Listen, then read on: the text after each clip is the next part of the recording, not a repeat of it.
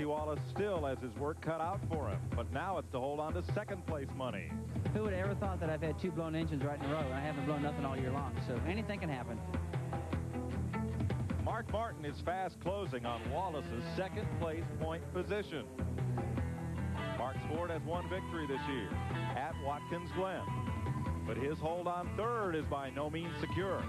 I think there's $80,000 difference between third and fourth we're looking at. So we definitely want to wind up third, just like all the other guys do. Schrader is fourth in the points. Ricky Rudd is fifth. Any of them could be second. And they're running out of time to stake their claim and join these winning faces of '94.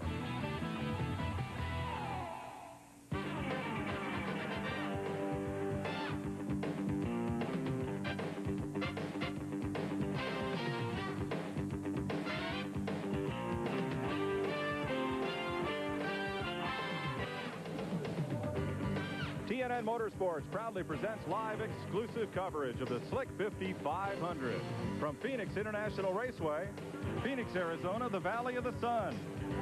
And it is a gorgeous day for racing in the Pacific Southwest. The temperatures in the high 80s, and the line off the interstate to get in here was packed at 8 o'clock this morning. Hi, everybody. I'm Mike Joy, welcoming you to TNN's final Winston Cup telecast of 1994. With me, as always, Buddy Baker. And Buddy, though Dale has wrapped up the Winston Cup championship, right behind him, a lot of drivers are still fighting for a lot of money. Well, Mike, it goes all the way back in the top 20 here. There's so much money to be made. So many positions can change in the national point standing. Right now, the pressure's off of Dale Earnhardt, but it's really turned up for the top 20 people in points. And also joining us once again, three-time national driving champion David Pearson. And David, battle among those young drivers is tough, too. It is, Mike, especially for the Rookie of the Year. There's Jeff Burton, Joe Nemechek, and also Steve Grissom. They all three right there together, so it's going to be awful close. Now, you won Rookie of the Year in 1960? 1960. I did. Of course, now they put in a whole lot more than money than they did then. When I won it, I got a leather jacket from Rigger Ride Shocks and also $200 from NASCAR. But the one thing about him, Mike, I'm sure he's still got that $200 because he don't spend money, as you well know. I'm not going to sit in the middle of you guys and referee all day. What I'm going to do is show you the Haviland update and show you how Dale Earnhardt clinched the Winston Cup championship at Rockingham. To take the point lead from Dale Earnhardt, Rusty Wallace had to outrun him, but Earnhardt stayed glued to the back bumper of Wallace's Ford through much of the event until Rusty's engine expired, and with it, his hopes for the championship. That left Earnhardt free to run, but he had to work hard to beat Rick Mast here, defeating Mast on the final lap to win the race and his 7th Winston Cup championship. Mark Martin came to Rockingham just 4 points ahead of Kenny Schrader for third in the standing. But Schrader dropped the drive shaft and spent a lot of time in the garage repairing the damage. So with 2 races to go, Earnhardt has the championship clinched. Rusty Wallace, Mark Martin, Kenny Schrader, or Ricky Rudd could finish second in the final tally. The Kodiak Bear, Ken Schrader, actually has 2 races going on here today. He sits 4th in the point standings right now. He could move to 2nd, maybe fall to 6th. That's a difference of well over $150,000. You haven't won in 106 races, Ken. I know you want that, but you got to be concerned about that points money. You had to bring that number up, didn't you? Now, I'll tell you what, we're concerned about the points, but the easiest way to get the points is try to win the race. Well, he's got about 1 million miles on this racetrack. He has 8 victories here. He could be a man to watch. Randy Pemberton has more. Well, on row number 2, that's where Ricky Rudd will start his Tide Chevrolet. Ricky, as a first-year car owner driver, has done just about everything he could. He's won a race, he's won a pole, but now he's in the biggest competition of his life, trying to finish inside the top 5 in points. Ricky, how's the car running in practice? Well, Randy, this Tide Ford has run awful good in practice. You know, all we can go by is the watch speeds, and the car seems like it's going to be competitive, but you put all these 40 cars out here together, and I don't think anyone really knows till the green flag drops, but we think we're good. Okay, good luck, Ricky. Well, Ricky Rudd will be good today. That's my prediction because he runs very well on these short black tracks. He won a race in Loudon, New Hampshire on a track very similar to this. We'll be back with live coverage of the Slick 50 500 right after this. By Haviland Formula 3 Motor Oil. Add more life to your car. By Splitfire, the patented performance spark plug. It only costs more till you use it. And by Ford and your Ford dealer. Have you driven a Ford lately? Final event of the pre-race activities. Some of the new pickup trucks that you'll be seeing on TNN all winter long during our Winter Heat Series, taking an exploratory run around Phoenix International Raceway here. Let's have a look at the die-hard starting grid for today's Slick 5500 at Phoenix. On the pole, Sterling Marlin, 8th career pole and first since 1992. Rusty Wallace makes his 4th front row start of this season. 3rd, Bill Elliott, winner of this event in 1989. 4th, 5th place point man Ricky Rudd, won at New Hampshire. 5th, Dale Jarrett, winner at Charlotte earlier this month. And 6th, Mark Martin, defending champion of this race. 7th is 4th place point man Kenny Schrader. Dale Earnhardt won here in 1990 en route to the championship. Brett Bodine, 13th time this year he's had a top 10 start. And Lake Speed makes his best start of the season. In row number 6, Kenny Wallace and Ted Musgrave, a 3-time pole sitter this year. Row number 7, Morgan Shepherd finished 3rd here in 1990, and Jeff Gordon with 2 wins. Row 8, Kyle Petty, 3rd here a year ago, and the 2nd rookie in the standings, Joe Nemechek. John Andretti, 4th in the rookie points, and Darrell Waltrip, runner-up here in 91.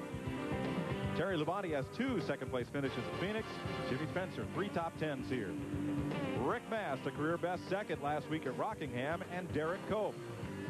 In row number 12, Todd Bodine, and Harry Gant takes his final ride in the desert today. Row 13, Michael Waltrip, and Mike Wallace, his first start here since 91. Row 14, Ward Burton and Bobby Labonte, who had a top 10 here last year. As did Bobby Hamilton and Drake Sachs, who makes his first Phoenix start since 90. Hut Strickland and Rick Corelli, who won yesterday's Southwest Tour event. Steve Grissom, 3rd in the rookie points, and Dave Marcus with his 760th career start. Dick Trickle, 8th last week at Rockingham, and Jeff Burton, the rookie leader. Jeff Bodine, a 3-time winner this year, and Ron Hornaday Jr. from Winston West. Rich Bickle and P.J. Jones makes his first start since Daytona in February. Rookie Jeremy Mayfield and Loy Allen Jr. with 3 poles this year. And the Winston West point leader, Mike Chase, takes up the provisional starting spot. You're riding with Jeremy Mayfield, the rookie, and Cale Yarborough's Finger Hut Ford. And now with Derek Cope in the Bobby Allison mane and tail Ford Thunderbird. Jeff Gordon has had the Cameron car en route to 2 victories, and you'll also be watching from the DuPont Chevrolet today. And among the point leaders, 3rd place point man Mark Martin, the Valvoline Ford, will have a camera in car and several views. They're behind Ricky Rudd and the roof cam on Mark Martin's car and the face cam. We have not just the 3rd place point man, we have the 2nd place point man in car, Rusty Wallace, the Miller Genuine Draft Ford Thunderbird. Gives you this view over the shoulder and also off the back view cam out the inside. And not only that, but the Winston Cup champion and point leader. You get a rare opportunity to ride with the champ, Dale Earnhardt. We'll be carrying one of our TNN onboard cameras in his Richard Childress Racing GM Goodwrench Chevrolet. That's how it sorts out as the Camaro Z28 pace car hits pit road. We're ready to go racing in the desert for 500 kilometers. Green flag. And it's Marlin to turn 1, and Rusty Wallace hangs tough and looks for the lead. Still dead even off turn number 2. Ricky Rudd gives Marlin a little drive down that straightaway into 3. Who will lead the first lap? Boy, oh boy, you see that that rear cam is going to have a lot of work out in the 2 car of Rusty Wallace today, because that car was one of the fastest cars in practice yesterday. And he's really 2nd place right now, but that car is quick enough. He'll lead a lot of this race today. Riding with Mark Martin in 5th place behind Bill Elliott.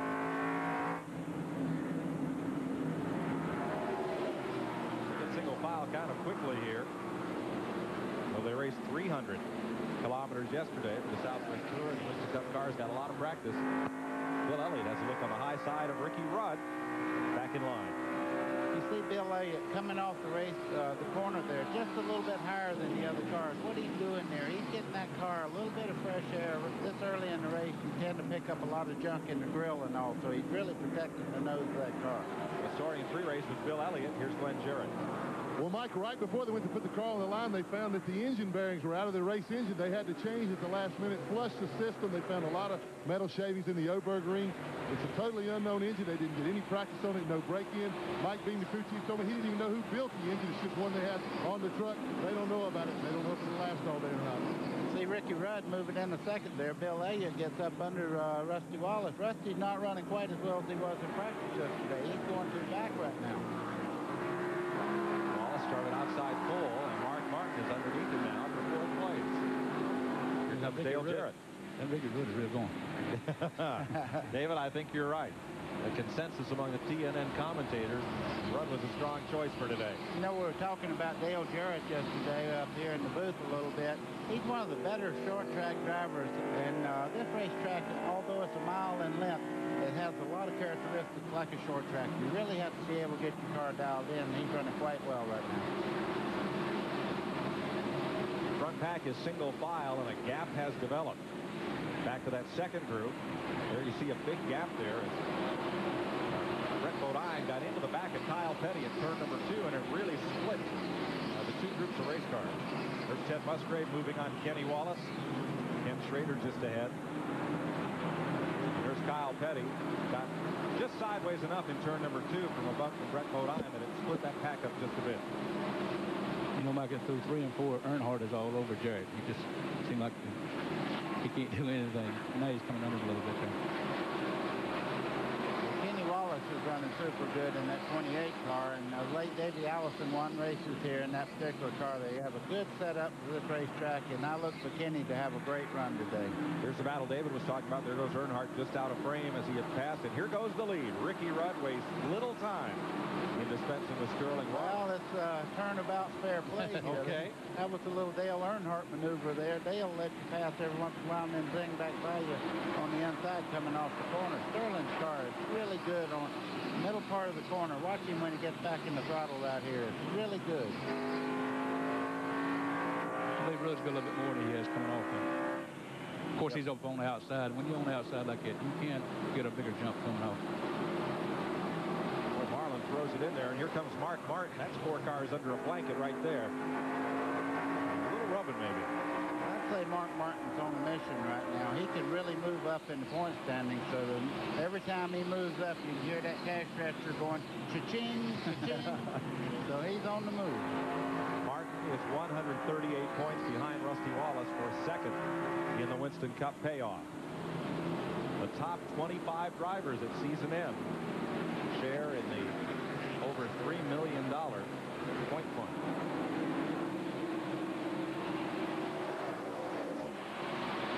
Now, if you notice that the 2 car of Rusty Wallace is now moving better, the racetrack's kind of run in. They buff that sand off the outside. Rusty's got to protect second place also, so he don't want to do anything stupid the first part of this race and maybe get the car up in the wall. And the past 2 races have really been chaotic for him, so he don't want to do anything wrong right now.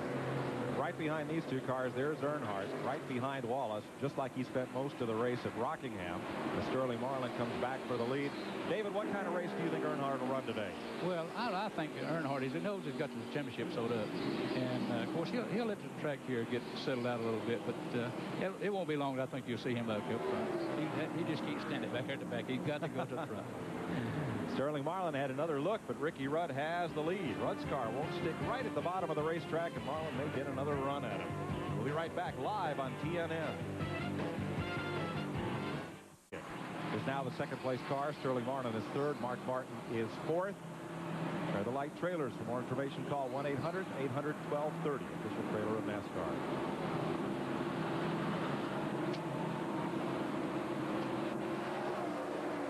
Single file through the front 7 or 8 cars.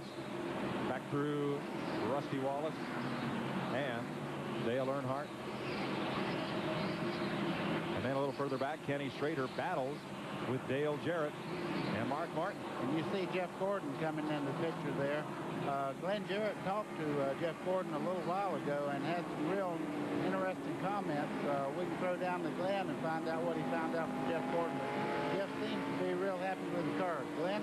Well, he was extremely happy, buddy. He called me over right before they took off, and he asked me if I had him in the pool this week. I had him in the pool last week, and he blew up when I started talking about him when he was leading. But he said, man, you don't have told me this week you're in trouble. He said, I'm going to win this thing.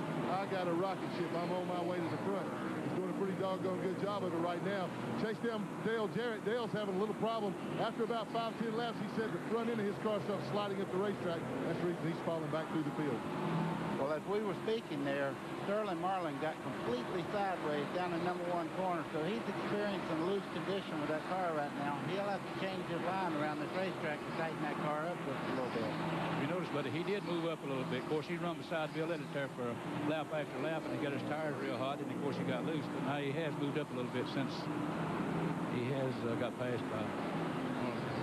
See the wider line he's running there. What you do there is to try to cool the tires back down where they work really good. But when you're up under a car, it tends to take the air off the back of the car where the spoiler's at and make the back end sing out a little bit. So he's working on that car right now to get the tires cool again.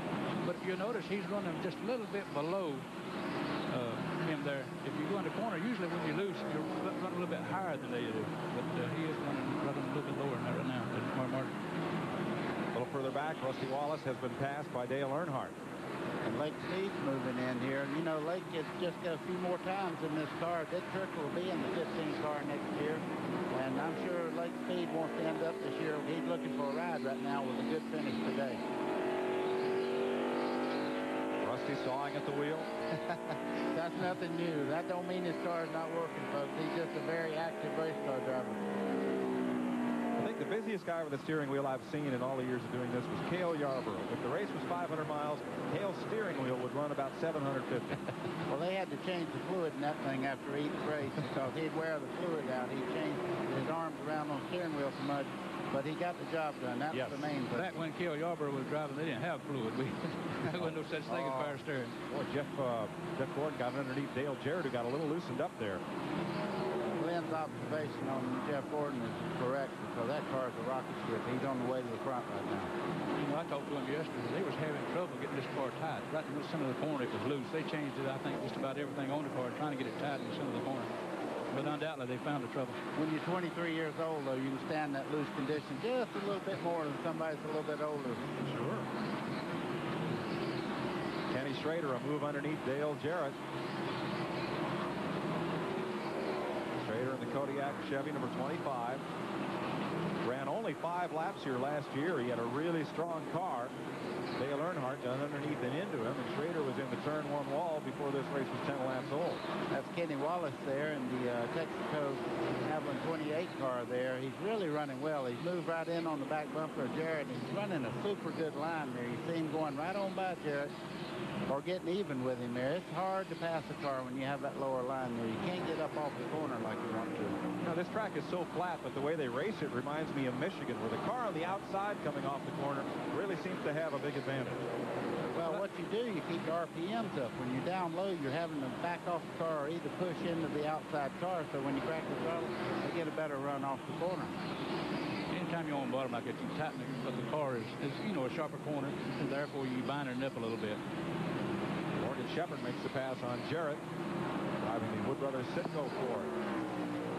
Now Ted Musgrave and Kyle Petty come up to be part of that battle, and Terry Labonte. Yeah, I'm sure Dale Jarrett would like to see a caution or some way to get in there and make a few adjustments on that car because he's pedaling his way right back through the crowd there. When you get a car a little bit off here at Phoenix, it's like a short track. And once that car starts doing something wrong, it don't get better. Well, Dale today is wearing the Phoenix Cardinals helmet, and much like the Cardinals, he is running the wrong way. Glenn? Well, we get a word with Jimmy Makar here about the car. He's really going back in the traffic right now. Jimmy's falling back an awfully long way. What's wrong with the car? The car's gotten pretty loose on him right now, so he's just trying to find a place to be able to ride with it so he can make an adjustment. So, what kind of adjustments will you make? Probably do a little bit of wedge and maybe a little air pressure. Well, you don't ever like to hope for a caution flag, but this is one time he really needs one, guys. In no danger of going a lap down. Jarrett has kind of slid to mid-pack. Kyle Petty, you see, has gone by him. At the lead, well, that Chevrolet has kind of disappeared. It's Rudd's Tide Ford, Bill Elliott, the Bud Ford, and the Valvoline Ford of last year's winner here, Mark Martin. It's easy enough to see what Mark Martin wants to do. You see him up under Bill Elliott there trying to get that second position there. We've been caution-free through these first 27 laps at Phoenix. We'll be back live on TNN after this. Rocking Rockingham makes a hard left to the garage, and we have our first caution flag at lap 32. Rick Mast apparently blew up. Jimmy Spencer spun, and John Andretti has spun at turn 4. Mike, what happened there was one car let go just going into turn 3, and everybody got in oil, and it was chain reaction. Oh, look at that wall. It actually split the wall there. They hit so hard. John, it's not the way to get your sponsor on television, even though it is his sponsor. Ouch. It's a hard hit. It was hard.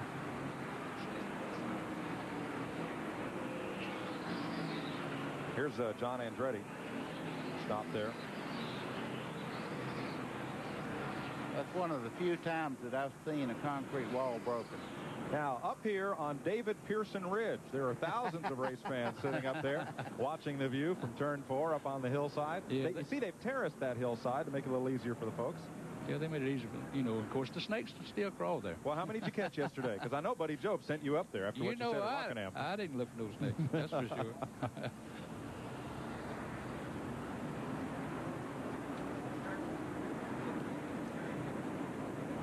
Let's show you what happened to bring out this caution. There's Rick Mast going down into turn 3. You see the smoke really coming out of that car. There's a lot of fluid going down. Just behind him, everybody gets in this. That oil is just like hitting ice in the corner. I mean, there's nothing you can do. You see him start the chain reaction. That's Jimmy Spencer and the 27 car spinning there in the fluids. He's lucky he didn't spin himself. Glenn Jarrett. Elliott. Mike, we've got some chassis adjustments out here on this hill between Bill Elliott and Rusty Wallace. Elliott's down in the way. They changed all 4 tires. Made a chassis adjustment to the right rear of him. Rusty's still in an extremely slow pit stop for that crew. They did make a chassis adjustment to the left rear of his car also. Thanks, Glenn. First round of pit stops under this, the first caution flag of the day. The flag at lap 32 for Rick Mast's engine. And we'll come back to recap and tell you how they're running after pit stops when we return to Phoenix International Raceway and the Slick 50 500.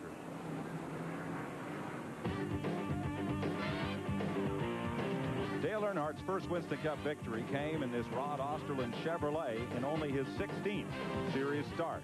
Bristol, Tennessee, 1979. And Earnhardt straight away with a little kink in it. And a little kink make that chunk out of the wall there at turn 3. John Andretti climbed out of his car and is okay. There you see him. He's going to take the mandatory ride to the care center. They put the backboard away. Good call to the Sports Car Club of America corner workers who assist the NASCAR folks out here. They are volunteers and assist with the manning of the corner stations and emergency crews. As you look down at Jeff Gordon riding around under caution in the DuPont Chevrolet. We'll take this break from Phoenix International Raceway. And all the way back through Jimmy Spencer are on the lead lap here at Phoenix International after this first caution of the day. And pit road is closed at the moment. Harry Gant making his last ride on TNN. And his last ride here in Phoenix is next to last Winston Cup race of what's been a very storied career. On and off the track, he's been an inspiration to a lot of folks, and he'll be missed. Number one, Harry Gant's one of the nicest guys I've ever met in my life. He could care less about the hero stuff. He's the kind of guy you'd love living next door to you. You know, nice family, his wife's awesome. Everything's just perfect about him. And he's the kind of guy that would fix your tractor if it's broke, help you fix your house, do stuff, never ask a question, and he's a giver. I think everybody in here hates to see Harry retire because everybody in here knows that when Harry retires, you still got about 15 years left. So everybody was just hoping he'd keep on running and running. Harry Gant's one of the people that really helped me a lot in my young career on asphalt. And he's just a super all-around racer. And I think he's too young to retire. I think he's too healthy to retire. I don't know why, but, you know, still, I was hoping Harry Gant could win a championship before he retired. That's what I was hoping. You know, he ranks right up there with Richard as far as he's one of just the goodwill ambassadors that makes this sport what it is, and it's an awful lot. I mean, there's Dale Earnhardt fans and Rusty Wallace fans, but everybody's a Harry Gant fan. People like Harry are they're very far and few between, and I mean that in a kind-hearted, loving way. Harry is a neat guy, and he's going to be missed, and he's just fun to be around. I guess that's the biggest thing. He's just handsome Harry. Harry Gant's first Winston Cup race, Charlotte, 1973. Went on to drive for Jack Beebe, Race Hill Farm, and then moved into Burt Reynolds and Hal Needham's Skoal Bandit. And in that Buick, got his first win at Martinsville in 1982. 18 career victories, over $8 million in earnings. And you see his car sitting motionless, as all of them are, because they have red flagged this race to do a bit of emergency repair to the wall in turn number 3, where it was hit by the STP Pontiac of John Andretti. They'll be able to affect, looks like they're going to weld a few pieces up on there, a bit of boilerplate to cover up the hole in the concrete, and then we can get back to racing. Gary Nelson, NASCAR's Winston Cup director, there on hand to supervise the repair proceedings. Sure sounds like a good time to take a commercial break to me. We'll be right back to the Valley of the Sun and Phoenix International Raceway after this. Arizona. This is up near Sedona, and the scenery, the mountain formations, just breathtaking, as has been the racing here at Phoenix International Raceway. It has stopped momentarily because a piece of the rock has been broken. John Andretti got into the turn 3 wall pretty hard, knocked out a piece of it. They're putting up some boilerplate right now. Joe Nemechek's car is on pit road with a hood up. They can't work on it during the red flag, but they can certainly look and see what's wrong. There's Greg Sachs standing there pointing inside under the hood, and let's go down to pit road there. Well, Joe, all the drivers getting out of their cars, you as well. You got the hood up on yours. You've already lost a lap. What's the problem? Well, I'm not real sure. Something's happening. We're getting a lot of backfiring, and it seems like it's getting worse and worse the more we run. The Meineke Chevrolet's working good. Car was running. We were just trying to bide our time, and we ran real good in yesterday's last practice. But when it starts blubbering coming off the corners, you're starting to have problems, and it's getting worse and worse. And if you can't get that forward bite out of the corner, it's not going to take long for they're all going to go around you. Well, you got plenty of time to think about it right here. Yes, unfortunately, it's red flag, so we can't work on it, so our hands are tied. But we'll get our heads together and get all of our spare parts ready and be ready to go when the caution comes back out. Okay, good luck. Mike Joy, seemed like there were a problem down there in the 23 pits of Hut Strickland. What do you know about it? Yeah, right in front of us in Travis Carter's pit, Barry Swift, the right rear tire changer, coming back over the wall after the pit stop. As you see, Hut Strickland injured his leg, perhaps broke it. He's been taken to the infield care center for observation and treatment, and it's been a tough week for that team because last week at Rockingham, after finishing 3rd in the annual pit crew competition for NASCAR, the Unocal 76 pit crew competition, Johnny Townsend, the front tire changer, sustained a heart attack when he got home from Rockingham, and he's resting and watching our show, and I know he wishes he was here. So Travis had kind of a tough week. And there's Hut Strickland. Probably going to find a little bit of shade here before we get back to racing. Let's take another break from Phoenix International, and we'll detail some more of the stories of what's been going on the Winston Cup circuit when we come back.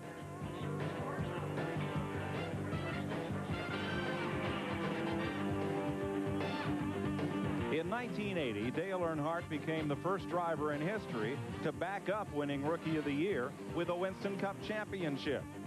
His 5 victories that season included his first super speedway win at Atlanta and this win in October at Charlotte. Winston West Southwest Tour and this NASCAR's newest racing division, beginning Sunday, November 20th. So wonderful. I was overlooking at them this morning. They're exciting to look at. Much less I'm going to get to drive one of them when we get out there, a test drive of them, and I can't wait.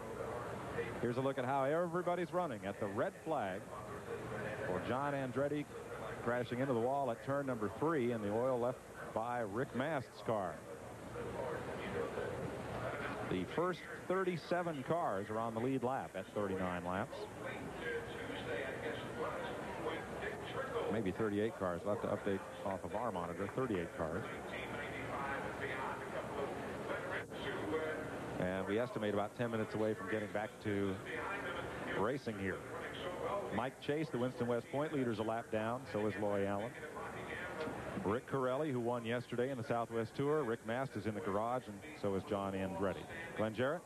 Well, Mike, I'm standing in the middle of turn 2. Nice animated conversation going on here between Dale Earnhardt and Jeff Gordon. Jeff, one word with you. You told me right before the race that you felt like you really had a strong car. You've come a long way up toward the field. Well, no, actually, I didn't have a very strong car yesterday, but I just feel good about today. And, you know, they threw the green, and the car was real good on the outside and made up a lot of spots. I feel really good. You know, I don't know if we got anything for a couple of those Fords up front, but, you know, we need a good, consistent finish. We haven't had that for a while, and so that's what we're looking for. Well, in your conversation with Mr. Earnhardt here, he asked you if you remembered the race here last year.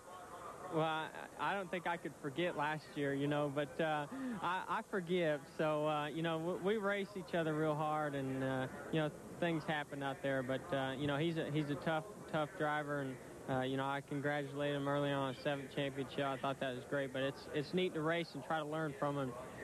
Did I learn anything from that, Dale? I learned something from it. Well, I'd gotten into Schrader earlier, and then we got together, and Schrader wrecked, and then I was racing Gordon later and got into him, and he wrecked. So I learned you can't wreck 2 team cars at one time. They'll team up on you again.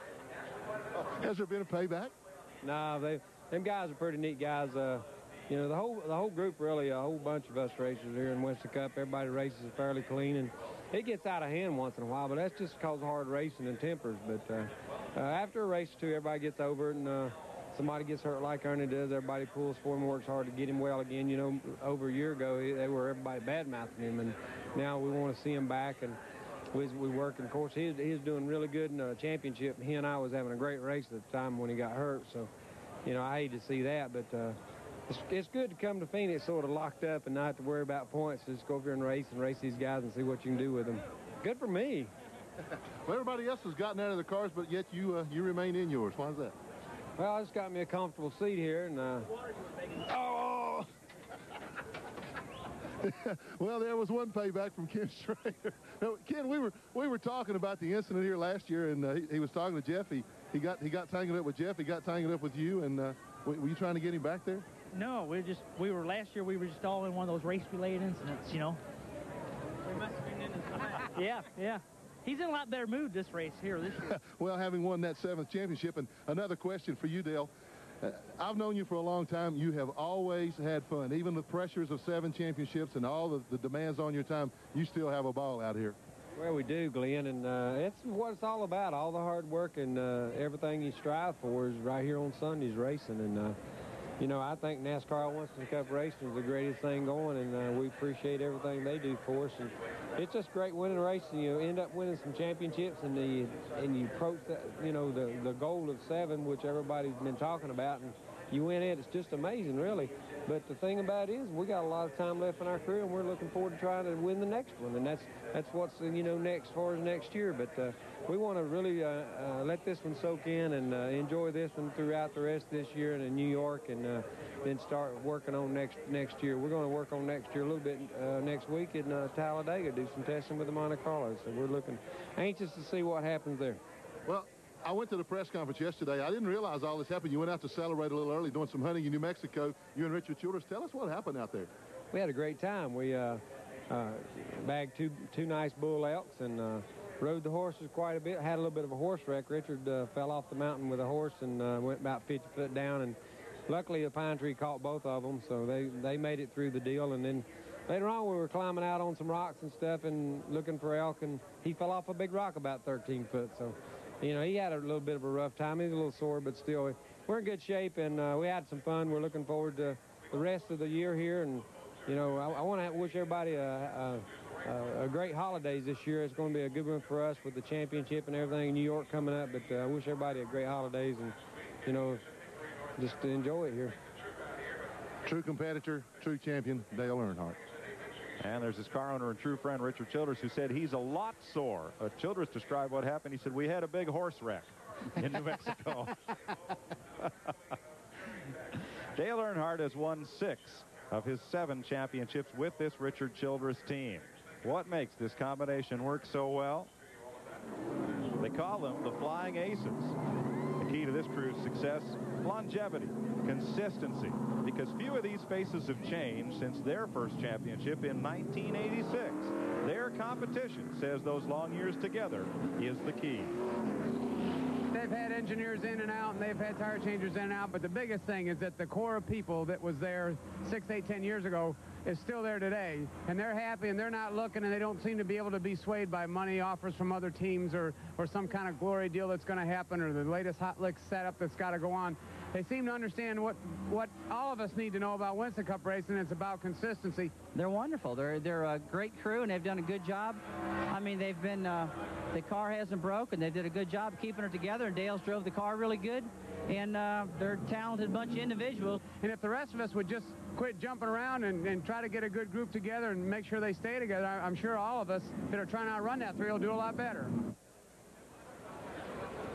Well, you know, everybody says that we talk a lot about Dale Earnhardt, but if you go to a ball game and a guy throws a no-hitter, it's hard to talk about the guy that's playing second base. And I tell you, Dale Earnhardt is a true champion. We're proud of him, but T&M's proud of all these drivers, not just Dale Earnhardt. Add to that list John Hester, not one of the overall guys, who's been with Richard Childress 18 years. Wow. Quite a program. Let's go down to Randy Pemberton. Well, you talk about the cohesiveness that Richard Childress has put together with Dale Earnhardt's team, and your team, Jeff Bodine, would have to be considered in that light.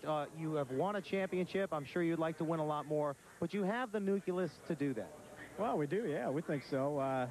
Hadn't shown sometimes this year. We've had a lot of did not finishes. That's hurt us this year, but we're working on next year right now. The car's been running really fast here lately, and you know, if we can keep everything together, figure out how to do that, stay out of trouble, we can have a championship next year. It's never easy.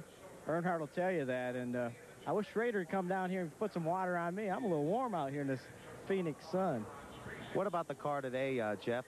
We generally see you at least going to the front. You have broken a couple of times, but you seem to be middle of the pack. What's the deal?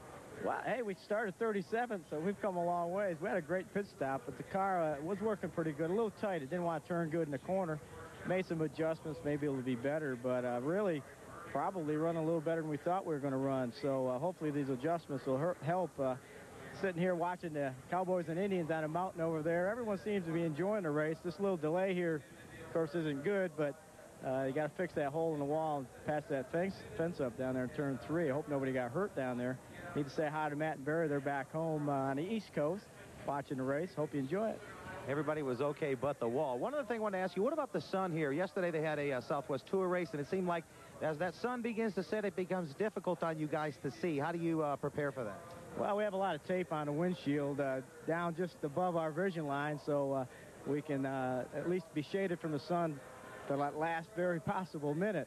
This delay isn't going to help because that puts us later in the afternoon when the race will get over with, and that sun just keeps setting. So I like to get started because it's going to get bad out here coming into turn 1. You really can't see. You just guess where you are.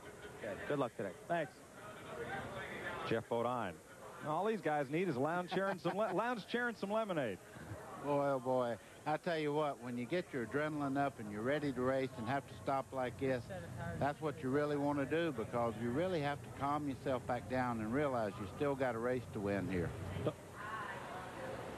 Kenny Wallace walking around and directing on pit road. For anybody out there that sees the little black patches on these people's ears, they don't have problems with their ears or anything. They wear earplugs in there.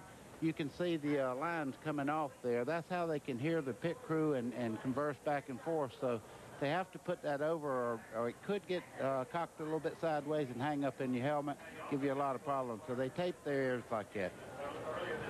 Let's show you what happened to knock this hole in the wall. Rick Mast goes up in smoke, and everybody else has to drive through that going into turn number 3. Some made it through, and some didn't. Mike, that's not a drop valve there. That's when that's when it sounds like you got your arms full of stove wood and you trip down a step. Everything goes to the bottom, opens up the bottom of the race car, and that oil's everywhere down there. And Rick Mast, who nearly won last week, is the first car out of the race this week. There's Darrell Waltrip. Little limp in his step after he took a hard shot into the Rockingham wall last week. So he gets set to climb aboard. Says he's feeling okay. Still got a little bit of limp, though. As the drivers climb aboard, we'll take one last break before we go back to racing here at Phoenix. Glad you're with us today, live on TNN. We'll be right back. In 1986, driving for Richard Childress, Dale Earnhardt won 5 races, including this November event at Atlanta that clinched the championship with 1 race left to run.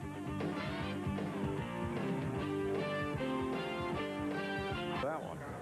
There's Greg Sachs climbing back aboard. And you see that tape over the windshield to make a very narrow eye port down low in the windshield. What happens? This track becomes very difficult late in the day because the billboards and the VIP suites in turn 1 really put that whole end of the racetrack in shade. And had this race been run from green to conclusion without this red flag, I don't think we'd have to deal with that. But now we may.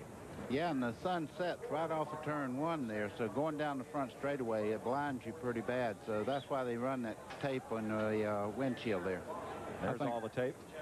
I think this racetrack here in Rockingham is about the worst one for us getting into one, sun in the eyes. Now, they built this racetrack according to what the land would allow, because the Salt River's on the north side of the track. The mountains are on the south side, so they couldn't orient the track differently to avoid that sunshine problem.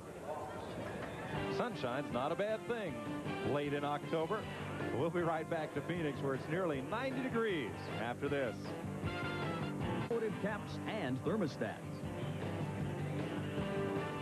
Here's another look at Pearson Peak off turn 4. I had to see that sign again because David missed it. Not any snakes. TNN, NASCAR chased him away for the race. I seen a guy just to the right here stomping something away. Oh, no, he's not. That's up on Pearson Peak at turn 4. Nice banner. And here's the pit board hanging out for Dale Earnhardt. That's my country. Buddy will pay you not to sing. Winston Cup champs. Neat, isn't it? They're headed for the Big Apple. Barry Swift, the tire changer on Hut Strickland's car, has been taken to Good Samaritan Hospital for leg x-rays. He injured that leg climbing back over pit wall. He is otherwise okay. And they're going to take him for x-rays as a precaution. What's that, a 25-minute red flag for the repair to the wall up in turn number 3, which came off the first caution flag of the day. Pearson Peak. I think I would have to tell Buddy Joe about that. I think that'll stick. I hope not. Well, I hope not. Napa, we keep America running. Napa shows you how they're running as we get set to go back to green. Ricky Rudd first in and first out of the pits. Mark Martin, Bill Elliott. As you look back through the field, there are 38 cars on the lead lap.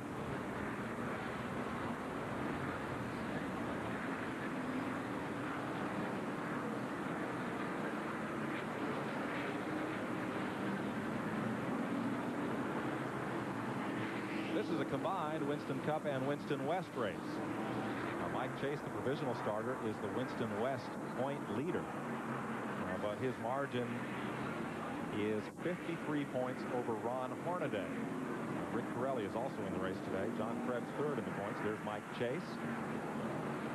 He is the point leader, but he is presently 1 lap down to the race leader. Ron Hornaday, the runner-up, could win that championship as well. 53 points back. John Krebs did not make the field. Jeff Davis is here. He's going to have a race truck for Tucson. Doug George. There's Ron Hornaday at 1,942 points, 53 back. So we'll have that race within a race today. We're going green this time as Ricky Rudd hauls them down the front straightaway. Mark Martin, Bill Elliott, Dale Earnhardt. We're back to green at lap 42. Boy, Rudd wastes no time in taking off.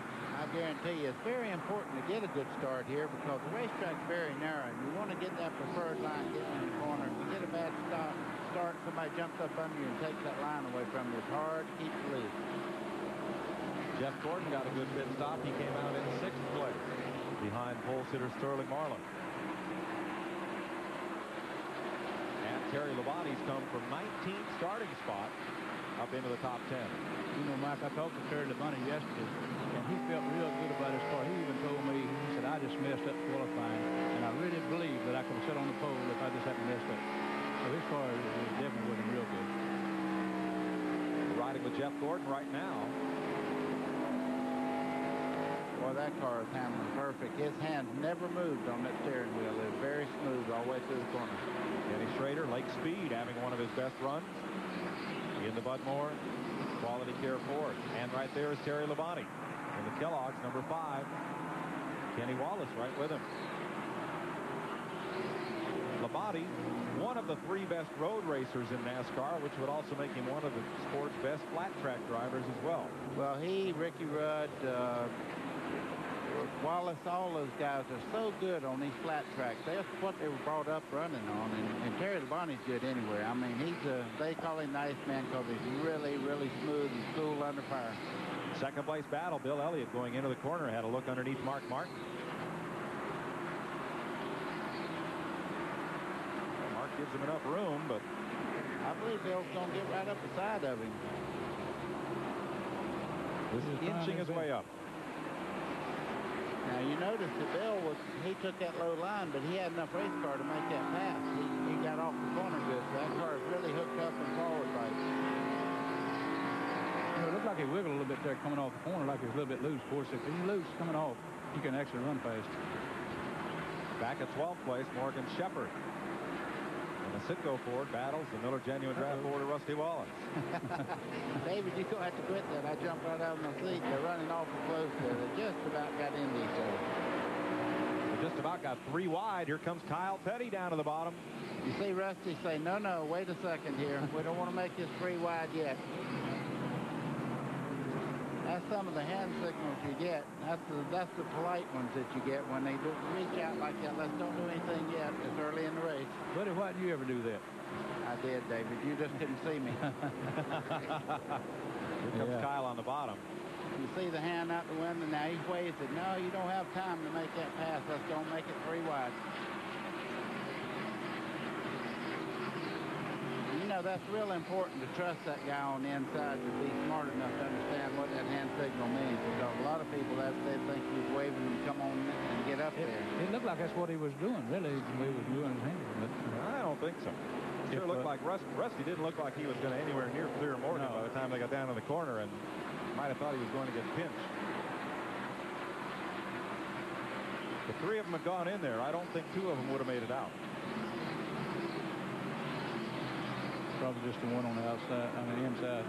You know, we were talking about Jeff Gordon. He's the 6th car in this line coming through here. Everybody's chasing right now Ricky Rudd. That car is doing really well, but they're closing in on him. We're going to have a tremendous battle, but Jeff Gordon kind of broke into this pack right here, and he's the type of driver, it don't matter whether the car is absolutely perfect or not. He has enough flat track experience in sprint cars to really manhandle that car around the racetrack. He's very good at what he does. Second place car of Bill Elliott. Randy's in his pit. Well, Mike Beam sitting here talking to Bill, and he's also got the watch on Terry Labonte. I guess he's coming, isn't he? Trouble, turn 2. Fast right now. Caution, Mike. One car is in the fence at turn 2. It is Greg Sachs. Yeah, it was Greg Sachs. I didn't see what started that, but he looked like he's got it in gear and he's back underway. A lot of damage to the left rear corner of that car, though. Lap 50 is this second caution flag of the day. U.S. Air Jasper Engines Ford. He has a flat right rear tire. That's probably what got him started there. Let's show you what happened to Greg Sachs. You really can't see from that angle, but it looks like the right rear is flat already there, so it just turned around in front of everybody. All right, before they open pit road under this caution, sorry, let's go back to Randy. Well, as we were saying, Mike Beam had his watch on Terry Labonte, but you guys are running pretty stout too, Mike. How's Bill say the car is? He's talking to him right now. Hang on just one sec. This is the way it goes down here on pit road. Mike Beam obviously got to talk to Bill. What do you say? He said, you know, we started on scuffs and the car it got a little bit tight, and that time here, you know, we put stickers on, and he said it feels pretty good. We're just going to kind of wait and see here. We can get away. Like I told him, I think it's better to be tight right now, and you know, we had to change motors this morning. It's been a hectic morning. I tell you, these boys, they done a great job. And it was the last car on the line. They just keep telling me I'm killing them, but, you know, I'm so proud of them. So we'll just see what happens. Okay, Glenn Jarrett, where are you at? 3 pits? Well, I'm in Earnhardt's pits, Randy. He's got a problem. There's a lot of water. I saw it coming out of the right rear of the car, out of the overflow can. Dale reports that the engine temperature, water temperature, is only 190. That shouldn't be enough to boil the water out, so they brought him in to check it out to see what the problem was, but there was a lot of water being pushed out of that car. I don't know. They're looking at the car right now. In fact, they're at the pressure filler cap right now. They got the water hose ready in case they need it, but there may just be an air problem, a bubble problem or something, but he was definitely pushing some water out. I'll get a word with Andy Petrie after Dale goes away and see what happens. Earnhardt back in the race. Of course, he's already locked up the Winston Cup Championship. Did that last week on TNN at Rockingham. Only Earnhardt, Dale Jarrett, B.J. Jones, Jeff Bodine, Michael Waltrip made pit stops in Greg. Everybody's running after this second caution of the day for Greg Sachs' spin and catch into the fence at lap number 50.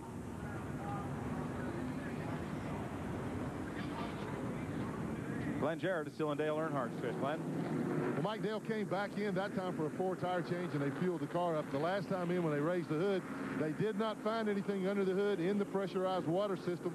Everything was okay there. I heard a conversation between Richard Childress and Andy Petrie, and they suspect that they may have a cracked cylinder head. They're not sure. They don't know positively, but that's what they fear right now. That'll be a long day for them in this hot sun. Randy?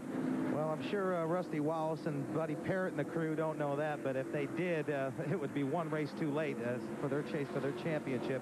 But as far as Rusty Wallace is concerned right now, they're not right where they want to be. Rusty came over the radio and said, if everybody pits, I got a couple of changes I want to make. It doesn't look like it's going to happen right here. He wants to drop about 2 pounds of air pressure out of the right rear and take a round of bite out of the car, just trying to tighten it up just a little bit. So Rusty just not perfect right now. Thanks, Randy. Boy, you don't make your own luck, but it sure is funny where it falls some days. We'll see. They're putting a little speedy dry down around the racetrack here on the front straightaway as we have a look at Mark Martin riding around the Valvoline Ford, and we do have an opportunity here to get a word with him. Buddy? Mark, this is Buddy Baker up at TNN. How's everything going out there? It's going great so far, buddy. Valvoline car's working good. We had a good pit stop. We just need this thing to go green for a while. Yeah, it looks like you got a game plan and you're going up to the front right now. I know the points are a real thing right now, but you're doing everything you're supposed to do. The car looks good. Thanks, buddy. If this thing will go green for 50, 75 laps, I think we can get to the front. But, you know, we can't do it in just a few laps. Okay, partner. We're going to leave you alone and let you go back to work. Working the second Ford lately. Welcome back to Phoenix.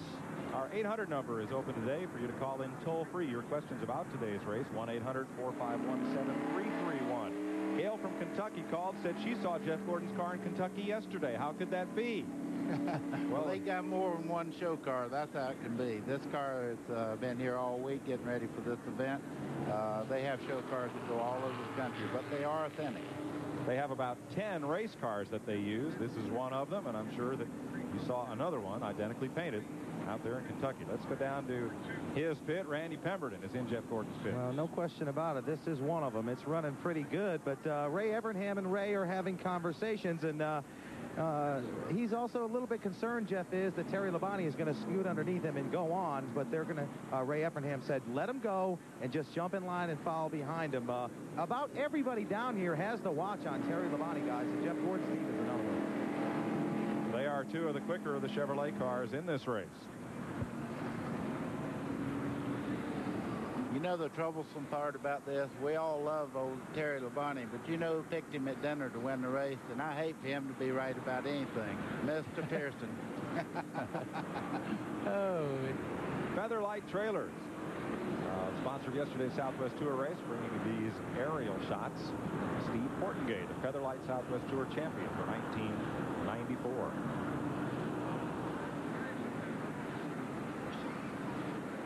Going to go green this time at lap 58.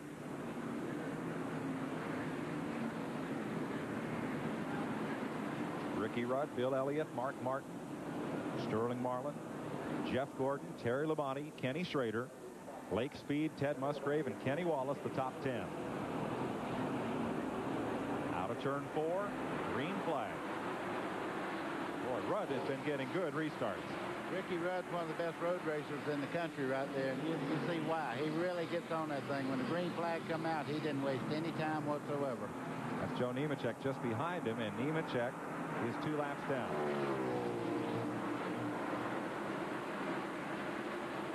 I understand that Ricky Craven might drive the 41 car next year. An announcement is expected Thursday.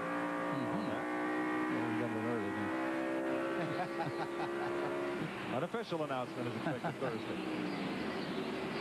Mike, how would you like to tell David? Now, I'm going to tell you something, but don't you mention it, okay?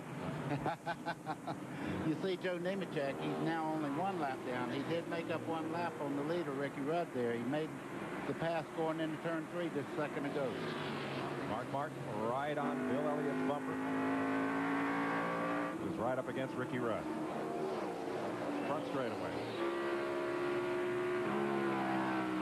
You know, you heard Jeff Gordon say, wasn't that great in practice yesterday? I thought he looked pretty good. He was out there with some mighty strong competition out there, and he was making moves in the corner. When you see a car go in wide and come underneath somebody and pass them in one corner, they're pretty stout, and you see him in the frame there. The 24 cars flying. Here comes Labonte right behind him. 6th place. You know, Mark Martin on the in-car radio, he sounded a little, well, he sounded down. He sounded like a kid at about 11:45 at school saying, is it time for recess yet? I want to get out there and go play. I'm tired of just sitting riding around. I want to go. Well, you know, Mark is right now in a position that he's got to go for everything and try to win races and do as much as he can to move up in the point standing. And the worst thing is downtime. When you're ready to go, you're ready to get with it. Well, just like he said, you know, right now his car is a little bit tight, and he can run right on bottom. And that's the reason he wants these long runs, just so that the tires get a little hotter, get a little bit looser, and then he can run. Randy Pemberton? Well, talking a lot about Terry Labonte, of course, everyone having to watch on him. This car that he has here today is the same identical car that he won in Richmond with, so it's a car that will run on a similar track, obviously. And he's still going to the front. He was as far as back as 21st on lap 10, and now he's ready to dog Jeff Gordon for 5th. So Terry really on the move. Not going to be long before we see Mr. Rudd with some company there. Bill Elliott's been strong all week. He's up under Ricky coming off turn 2 now. That car is extremely strong. They touched just a little bit there. Ricky recovered and kept the lead. Interesting. 3 Fords and then 4 Chevrolets. Bill's coming down there now. I believe he's got a Mustang, buddy. Looks like he's got too much horsepower for him up at straightaway. That's the fun thing about this racetrack. You say, oh, he's got him passed, and then no, he doesn't. But he's definitely going to get him. You can bet on that. Mark Martin, see the telemetry on his car. As he gets out of the throttle at about 8,300 RPM there. Ooh, 8,700 down the middle part of that straightaway just then. That's a lot of RPM. That's the reason he's running so strong coming off that corner. He's got the gear to do it. Boy, great view of the battle for the lead. Martin's car owner, Jack Roush, has a new toy, a P-51 Mustang fighter plane from World War II. Boy, there's fighter plane action right here. Look at how these two racing side by side has brought the rest of the pack right up to them. You see Jeff Gordon there in 4th place on the outside. He's moved right up into the chase for the lead right at the moment. That car is a rocket ship.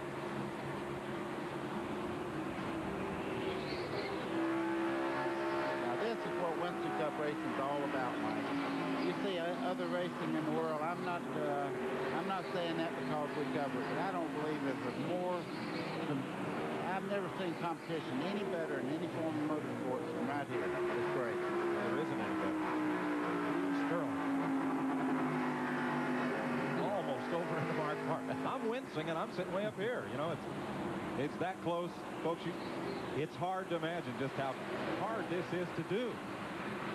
Well, I thought Jeff Gordon was going to try to pass Bill Elliott on the outside. If he does that, that is a power move for sure. I mean, these guys are racing. He is going to, then. 160 miles an hour, closer together than you people park.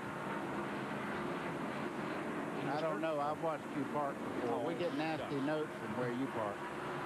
You know, Sterling seems like he wants to go on, too. They're pulling him up a little bit. Well, that's the strongest move I've seen in the race yet. Jeff Gordon actually passed Bill Elliott on the outside in the middle of the corner. That is something strong. Well, now you see why there was a line to get in here since 8 o'clock this morning.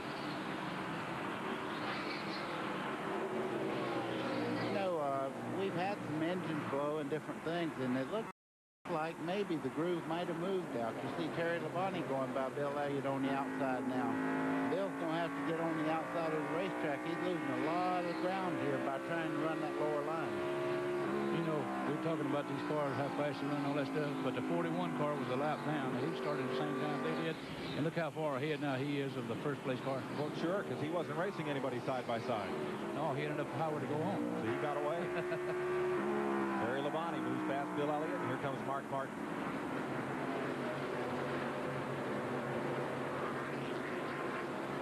You know, it's a lot of fun to race with somebody like Terry Labonte, too, because you put a lot of confidence in the people you race with, and he's the type of driver, if he's up under you, don't worry about him doing something foolish that'll knock you out.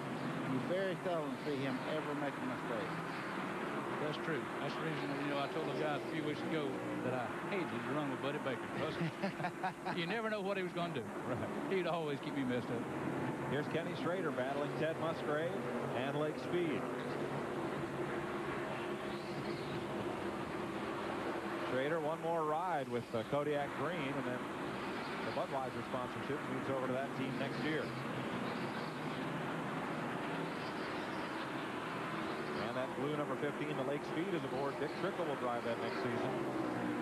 We told Trickle's really excited about that. Terry Labonte just moved up into third place. He is coming. This race is for 7th right here. You see Lake Speed in there. Lake right now is hunting a ride, and I guarantee you there's nothing he wants more than get plenty of recognition here, because there's a lot of cars that are going to become available. He'd like to seat in one of them, because he is leaving the 15 car at the end of the year.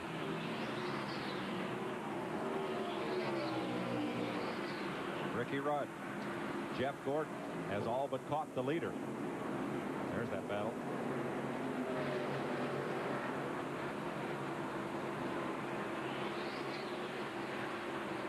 Kenny Schrader battling to the outside of Ted Musgrave. Still looking for his first win of the season, but nonetheless, it's been a good, strong season for Kenny. It's been a real good year. You know, the team showed so much more consistency. I haven't ran into everything that seems like I used to always run into stuff, and we didn't get no wins yet. We got 2 shots left here, and we're working on that hard, but we're 4th in points. Got a shot at 3rd. It's not been a bad year.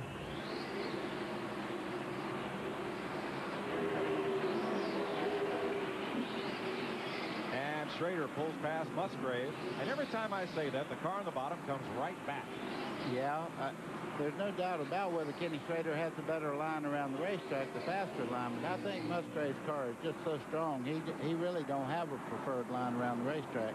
He's trying to get by Schrader, and Schrader's making sure he don't get the preferred line off the corner, so it's making him loose. If you see the car wiggle just coming out of turn 4 there. Look at the pack catching them. You see Rusty Wallace looking behind the 21 car, Morgan Shepherd. He's going by on the inside there, or trying to, but the outside lane is so much faster off the corner. It's hard to make a pass stick. These cars are about 4 seconds behind the leader. You noticed Rusty's car, he was sticking so good that he went down on the apron going into one there. There he is again. Right down on the apron. His left side tires is below the yellow line.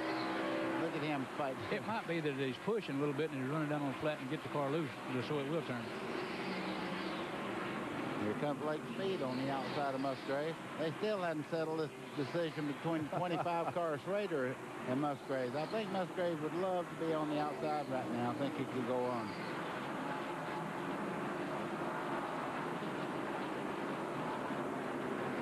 Schrader ran yesterday's Southwest Tour event. Got caught in a little mix-up on pit road and pulled the car behind the wall. He won that race 2 years ago in a thrilling last lap battle with Darrell Waltrip. Well, actually, he started down in number 1. He got hit from behind, and then they held him for going over the yellow line in the pits, and he got 2 down right at the very first of the race. We're back up at the lead, where Ricky Rudd has had its own way for a long time. But Jeff Gordon and Terry Labonte are right there. Now, you see the 41 car, Nemechek. He made up that lap, but Ricky Rudd is so smooth, so consistent. They're starting to reel him in now, but they have a lot of company there. The first 3 cars in this race are absolutely welded together. Earnhardt on pit road under green. bad sign.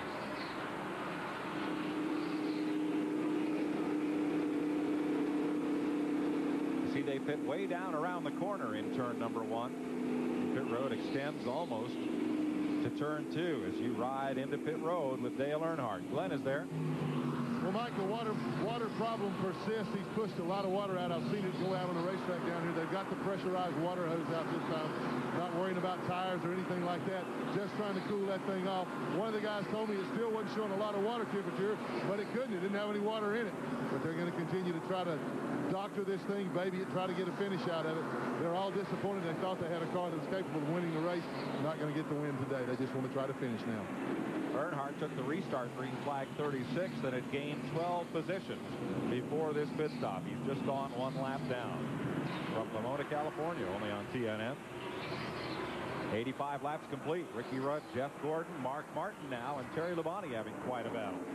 And right with them there is the car of Sterling Marlin. The first 6 cars look like they're almost in transit there. There's 6 of them in a line there. I'm telling you, they are fighting it out. You see Terry Labonte in that last shot starting to move on the inside of the racetrack. I think that Jeff Gordon may have the fastest car out there, but getting by Ricky Rudd is going to be one tough thing to do. Yep, Charlotte wasn't that long ago. I really believe that Martin Martin and Terry Labonte is just more or less taking it easy right now. Well, not taking it easy, but just playing it cool and not see what the other guys are going to do. You know, I've noticed that Jeff Gordon got in the back of Ricky Rudd a couple of times there. It was just casual contact. He certainly didn't mean to do it, but I'm sure people remember that it wasn't very long ago those two got together for real in Charlotte down the front straightaway. After getting together on the back straightaway. Oh, he was just letting him know he was there like he used to do. Of course, you hit a whole lot harder than he did. There comes Terry Labonte on the bottom side. Mark Martin run up there, took a look. It looks like he's just biding this time. Those 2 cars right there in 4th and 5th are so strong. I think they run up there and say, nah, it might be a little too tough here. I'm going to just wait a while. Labonte finished 2nd here in 1988 and 89, and since then has not finished in the top 10. Maybe today's his day. Did Buddy ever run in the back of you? Yeah, every time he got a change. Well, did you ever back into him? Not as I know of. Oh, boy. Well, he wouldn't remember it anyhow, but nevertheless, we always did. I see he's got some glasses on now. I always suspected he needed them when he drove. I did, you know, but one thing for sure. You know, I remember one time, ought not to say this. Look what a great race we have. That is a great race, buddy. But let me tell this just a minute. You remember, I remember one time when a guy was leading a race and running the back of a car, waving at his wife in the score stand. Who was that? It had to be you. Yeah. No one said he had to fire you after that. He couldn't help it. Yeah. Ricky Rudd. I'm not going to say who it was, but this was Buddy Baker. Ricky Rudd holds off the charge from Jeff Gordon. Meanwhile, Rusty Wallace and Darrell Waltrip battle. Well, Darrell Waltrip's got a lot to do here, too. He's racing his brother for 10th position in the point standings, and he said he's going to call his dad, and, oh, look at the water shooting out of the back of Dale Earnhardt's car. It won't be long before it's curtain time for that car. There's only so much water in Arizona to put in it. Now what's happening?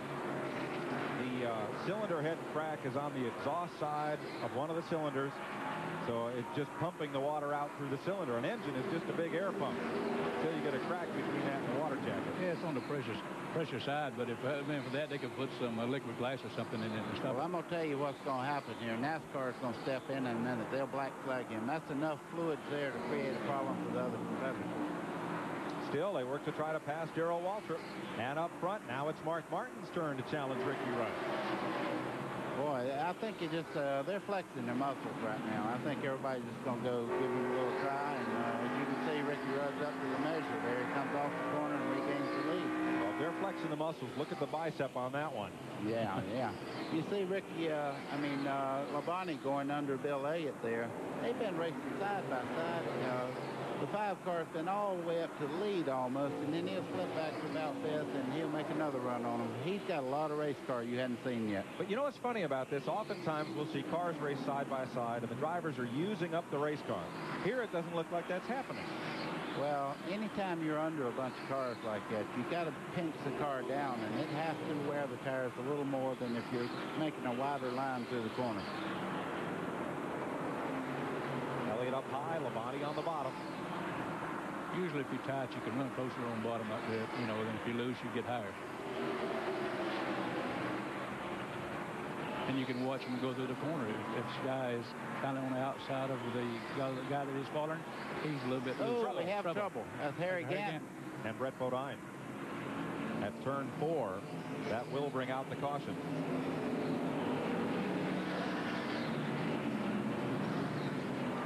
Third caution of the day. They both kept going, so they're not too bad.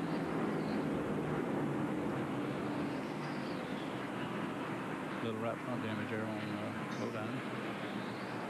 Show you what happened here with Harry Gant and Jeff Harry's Bodine. loose already. I don't know whether he had a little help there. You see Bodine getting on the brakes hard. He got in the back of Bodine there and just pushed him just a little bit. It was just a chain reaction thing. I don't know what happened to Harry to get him sideways. That's very unusual to see him lose ground. Somebody might have tapped him on the left rear corner. Well, it was Brett Bodine just behind Gant and Todd Bodine just behind Brett. And it looks like everybody will be able to continue.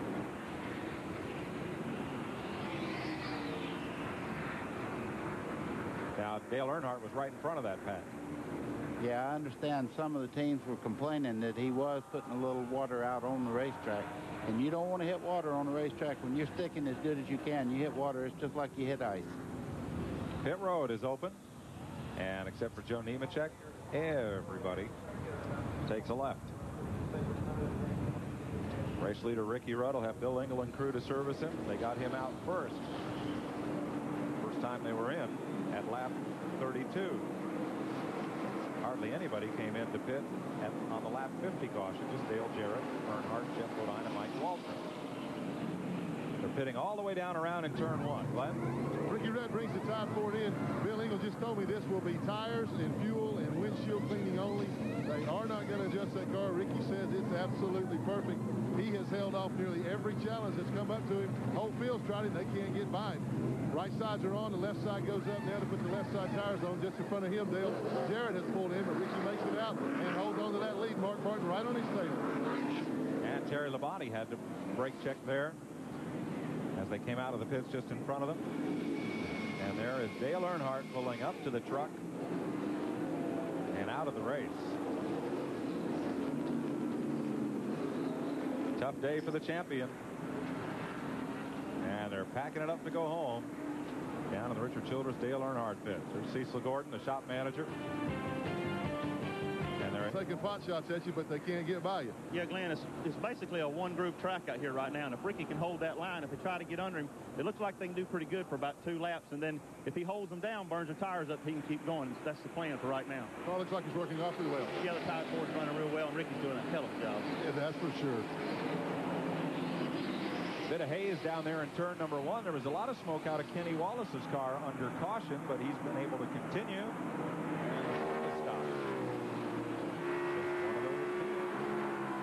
Must have been tire smoke or something much as it was. You could only speculate that maybe when they run around on the caution, he come up behind a bunch of cars too fast and had to lock the brakes up just for a second. Ricky Rudd still in front. Joe Nemechek 2 laps down. And Mark Martin looking to the outside of Nemechek. The outside lane here has been the fast line. And that's where Rudd has chosen to run. Terry Labonte in third. Jeff Gordon in fourth. Bill Elliott fifth. You see Nemechek there. He's trying to get back in the same lap with the leader. So I guess he's 2 laps down. He wants to make up at least 1 lap, maybe get a caution. And you wonder why a guy that 2 laps down will be up there racing and maybe keeping the guy back. But they got to do that. You never know what's going to happen on the racetrack. Plus, he's right in the thick of that Rookie of the Year battle with Jeff Burton and Steve Grissom. That's true. You know, I seen Richard Petty 7 laps down one time at Dover, Delaware, and came back and won the race. Of course, I think he had a little bit of help. Somebody would stop every time he get in front, you know, and cause a caution. Oh, sheer coincidence.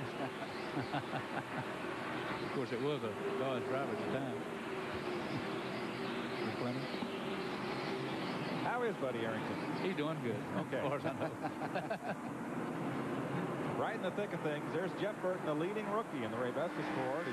You look from Derek Cope's car. That blue car ahead is Burton and Dale Jarrett just ahead. You think there racing for the lead, look back in the field here. I mean, there's no place that you can be on a racetrack and just ride around. When you drop back in the second group, racing's just as intense as it is for the lead. They're running 2 wide there. Everybody's trying to get an advantage. That's just as tough a racing as the guys racing for the lead.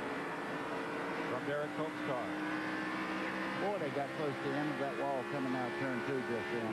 A lot of drivers mistake that thing later on in the day when they get a lot of shadow down there, and they'll run right into that wall coming off the corner. Bobby Hamilton and a Kendall Pontiac just ahead of the in-car camera, and that's blue and white number 12 of Derek Cope. There's Jeff Burton, Todd Bodine, and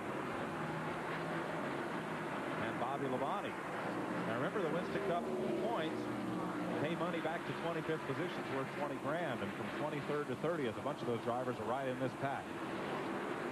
Boy, I tell you one thing, we tried to pry some information out of that 22 car right there, Bobby Labonte. We hadn't been able to find out a thing from him about what he's going to do next year. There is speculation, but we just don't know.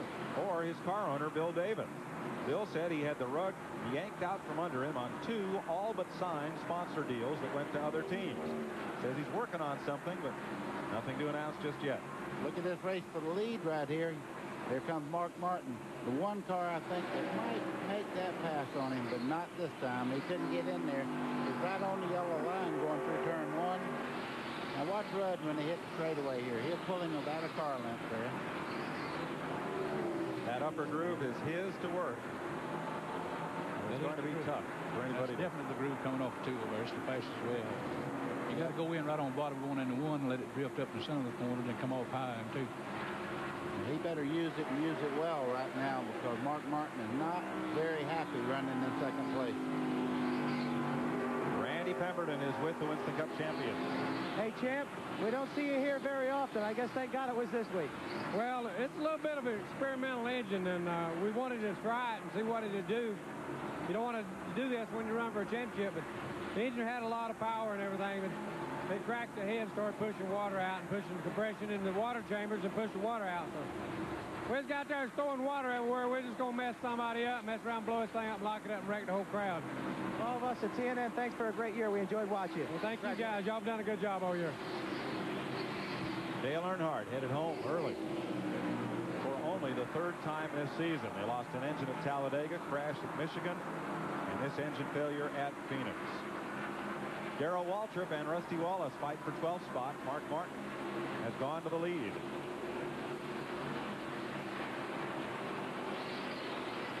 One thing about Darrell Waltrip, when he seen that he had the preferred line there, he just checked up. Rather than race around here, you lose a lot of time by running side by side around the racetrack.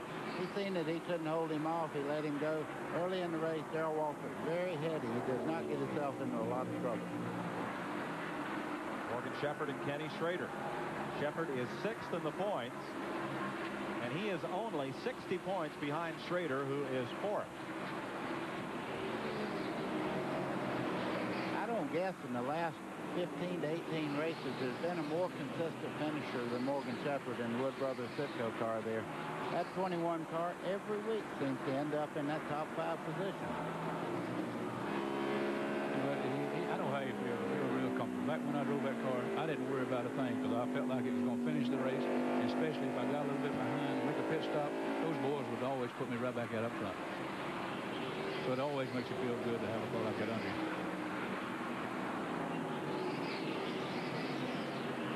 They're coming up on Schrader and Shepherd.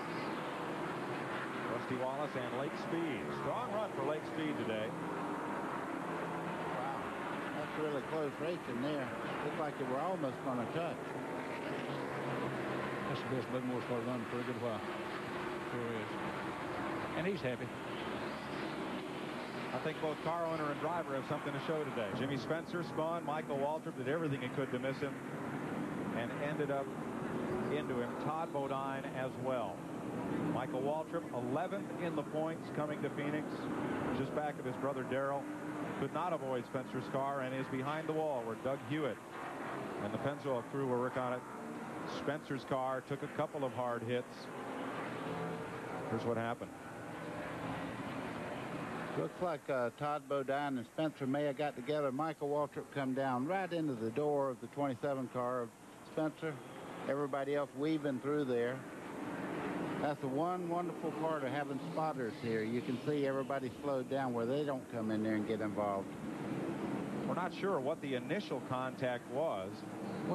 I don't understand why Michael went down and hit him like that. You know, I think he was trying to get around Burton, and they may have told him. Who knows? Who knows? Jimmy Spencer walking away.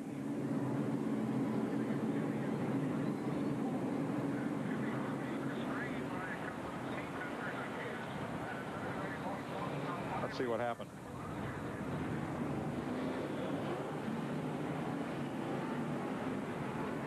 He's going to get a mandatory check over, as any driver is involved in a super speedway incident.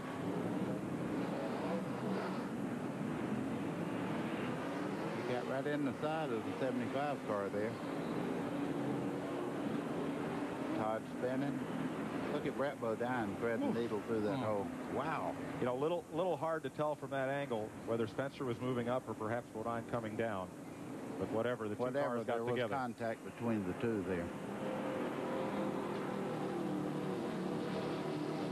Now, let's try to show you the path Michael Waltrip was looking for. Watch the yellow car, left side of your screen. He sees Todd Bodine right there and tries to miss him. But Jeff Burton goes low at the same time. Michael ends up into Spencer. Mike, what I think, he made such an abrupt turn there that the back end broke loose just a little bit, and he went right down into Spencer's car. He was just trying to miss the car spinning on the outside there. He done that, they did. Randy Pemberton. Well, we're going to grab Michael Waltrip here. There are some guys running all around us. So, Michael, what happened? Spencer lost it. That's nothing unusual. What is unusual is my car's been pushing really badly all week long, and I turned a bunch of rear brake in the thing trying to make sure I, had a little assistance there getting in the corner with the rear brake. And when I got on the brakes, I got on them just a little bit too hard and spun out because of my own doings. But, when you run back there, as bad as we were running this weekend, you can kind of halfway look for stuff like that to happen. And didn't really surprise me when I seen him spinning out, but kind of surprised me when I joined him. But, the Pennzoil team, all the guys are working real hard to get this thing back on the road. We're 11th in the points, and this hurts, but it won't kill us if we can get back out there. He's absolutely correct. You really got to run up front to keep those wrecks from happening if at all possible. He's right, though. He's in the thick of it with his brother Darrell for the points. You know, Mike, like he said there, when he made his turn and he had his foot on the brakes and just the rear wheels locked up like that, he's definitely going to spin out. And he should know better than that. To put a lot of rear brake on. Trying to miss that car. Harry Gant, while we were away, was involved in a spin under green here at turn number 2. Wow. Harry got all the way down into the escape roads and fortunately didn't hit anything. That was fortunate. He went by those tire barriers over there. That was a scary moment there. Drove all the way through the infield road course, back on the track, and made a pit stop. So we're under caution, the 4th one of the day here at Phoenix International for Jimmy Spencer and Todd Bodine.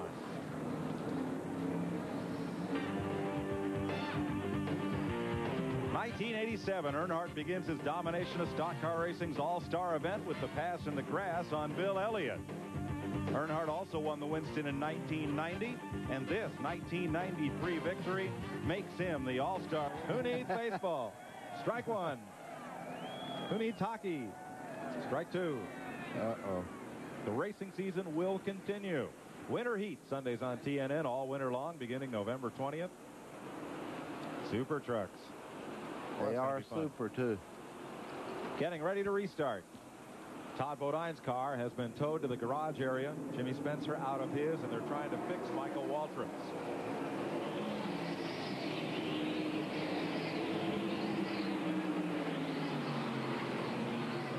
Terry Labonte goes to the outside and takes second behind Mark Martin. Ricky Rudd was third when they went to caution, and he's now 14th. Glenn, what happened? Well, Mike, They came in, everything was going fine until they got to the left side. The air wrench broke when they're on the left rear. They had to change air wrenches. It cost them a bunch of spots now. You know, he had a car that Billy Engel said if he could stay out front, he did well in. Now he's got to try to pass about everybody in the field. Not a good pit stop. No, Glenn, but now we may get to see just how good that car is as he works underneath Derek Cope and tries to work his way back to the front. Ricky Rudd is now 13th. Boy, he's got a lot of straightaway speed. You see him going up besides Derek Cope going down the straightaway there. He makes that pass look pretty easy. But as he gets closer to the front, those passes will become just a little bit harder. And you see Cope come right back to him. Neither Ricky Rudd's car nor anybody else's is as good on the bottom as it is on the top of this racetrack. Well, now he's got to use those lines that he took away from everybody else a while ago, trying to get back up toward the front. And that makes his work really hard. Battle for 12. I expected them to get on that outside groove, especially coming off a 2 over there.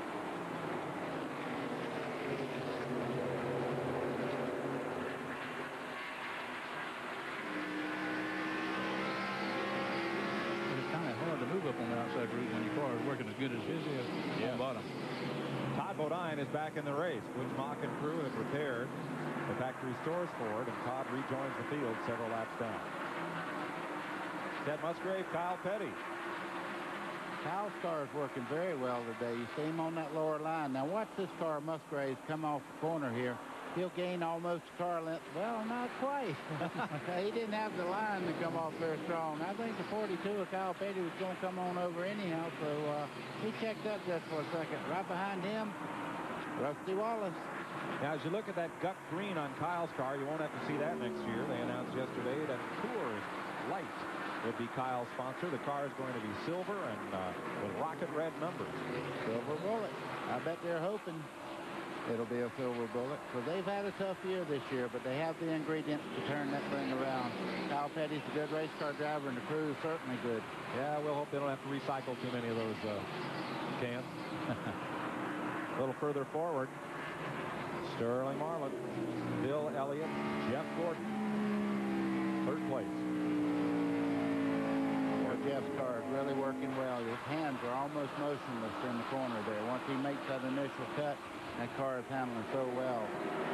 In contrast with the 2 car of Rusty Wallace a while ago, he looked like he had a bee on his arm trying to get it off, fighting that car every inch of the way around the racetrack. Here's the Napa Field standing update. Napa, we keep America running.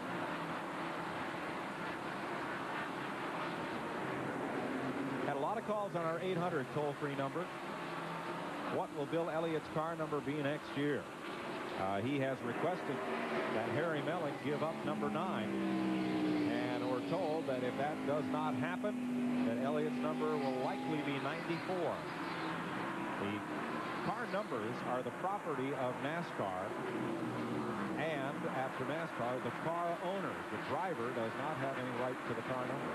Just for sentimental reasons, I'd like to see Bill Elliott get his number back. Number 9 is Bill Elliott. I don't care whose car it's on, it belongs to him. That's what was, you know, he was the $1 million bill with that 9 on that car.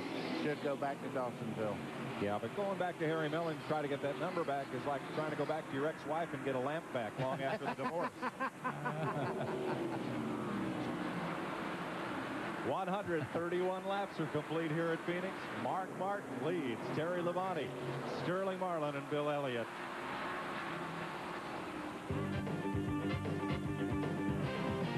$19.90. Dale Earnhardt notches his 4th Winston Cup championship with his 3rd place finish at Atlanta on the season's final day. His season winnings over $3 million.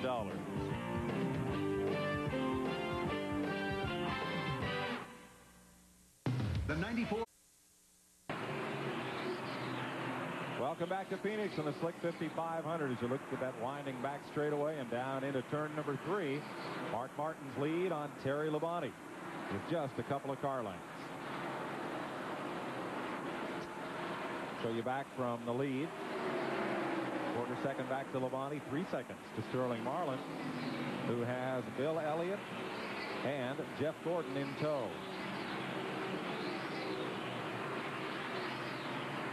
Glenn Jarrett. Well, guys, I'm standing down here with a fellow that I know we're all glad to see, a fellow that I'm particularly glad to talk to. Ernie, first thing I want to know is how you doing, man? I'm doing pretty good. You know, just trying to give all the effort to help these guys run good. Well, a little bit of smoke coming out of the car. Did they send you down here as a spotter? Well, I'm not much of a spotter, but, you know, just trying to look at, see what it's doing. It acts like it's rubbed a spot in the cylinder head. Shouldn't cause no problem, is what we hope, anyway.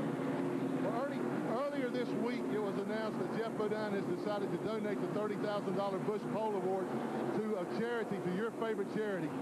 He felt like that because you got hurt and weren't able to continue winning poles, that he may not have won that award. That's a heck of a gesture. Yeah, it sure is. You know, Jeff, when I was in the hospital, Jeff had said that, and it means a lot to us. You know, we'll probably donate it to the Head Injury Foundation, and hopefully, you know, good things will become of it. How long do we see Ernie Irvan back in a race car? I hope tomorrow, but, you know, I don't know. You know, I'm getting more power every day, and I sure want to do it awful bad. Well, we look forward to getting you back real soon. No, thanks. Good to see Ernie back at the races, and I think, Buddy, the most encouraging sign I've seen is he's got that little stooped-over shuffle back in his step. He's walking like the Ernie Irvan that we all remember, and that's a good sign. Boy, I tell you what, that's a great talent. And the one thing he said that makes me think he's going to be back in that car is how bad he really wants to do it. That means so much when you're getting well. You know, I talked to Ernie yesterday. He said he would be back kicking, you know what, a lot sooner than people thought he would be. David, you never spent any sheet time as a driver, did you? Never what? Spent any sheet time in the hospital as a driver? No, you know, I've been lucky. Let me knock on wood. I have never been taken to the hospital. I'm going to give a guy a call right now. The 42 car of Kyle Petty is absolutely flying. He is caught in the lead group right now. You see this green and black car here, the 42 car. He's running Jeff Gordon, Sterling Marlin, our pole setter, down. He's running right around the base of the racetrack. And right behind him is the guy that's fought all day, Musgrave. He's moved into the fray. These cars are running well. Good battle developing here. Well behind the front, Teresa. This is for fourth place on back. There's a look at Kyle Petty, how his day has gone so far. Moving toward the front. When we came back from commercial, we told you Ricky Rudd restarted in 14th. He's only gotten to 12th. Jeff Gordon got a good run off that corner, but Sterling Marlin's getting in the corner really well. Jeff should be able to get by him, though. Well, just as I said, they looked like he had 150 horsepower on him. Good look at how that back straightaway winds around before you come down to turn 3 here. Now Kyle again on the bottom. I don't think I've seen a car all day that could run as low as Kyle Petty is right now. He's got to be careful he don't run out through the infield as low as he's running. And a number of 800 calls about what that is on the hood of Kyle's car. It's a title of a promotion for his sponsor. You know, there were a lot of rumors on Charlotte television and radio in that area about Kyle maybe leaving Felix Sabat as that team. They had a good laugh about him and sets the record straight. I think the rumors start because I don't have a contract with Felix, a written contract. We just have a handshake. And basically we were tied together with a sponsor, and when Coca-Cola, when we split with them and now we're signing with somebody else, and that kind of put me on a deal there where everybody considered me a free agent. But I'm with Felix. I'm going to be with Felix. And I'm with Felix for one reason. And I've told the reporters this, and I guess it goes in one ear and out the other ear. They're not paying attention to me. I'm with Felix because I want to be there, because we're friends. It's a lot more than a driver-owner relationship. There's a lot more involved in that. And we're friends. Our families are friends. We've been friends for 6 or 7 years now, and each year it gets closer and closer. So each year it gets harder and harder for me to think about going back to level cross because I am so tight with Felix. So, you know, I'm going to be here for a long time. Let's go down to his pit, Randy. Well, Barry Johnson has been talking with Kyle Petty. Barry, you're having a heck of a run. He's right on the bottom. He's doing a good job. You know, he has all week, and we want to do a good job right now for Mellow Yellow. Car was a little bit tight at the start. We took a pound of air out and 2 rounds of bite, and the pit crew's doing a great job also. Can you run on the bottom like that all day without abusing a tire? Yeah, you can. Sometimes.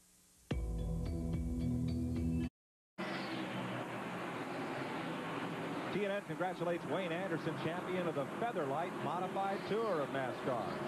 Featherlight Trailers bring you these views from our helicopter-mounted camera, looking down on Mark Martin leading this race. Terry Labonte in second, Bill Elliott third, Sterling Marlin fourth, and Jeff Gordon in fifth. Kyle Petty sixth. Look at the leaderboard.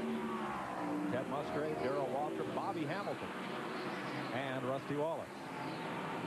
Bobby Hamilton in the top 10. And moving up, Brent Kendall-Carr. There is the lead.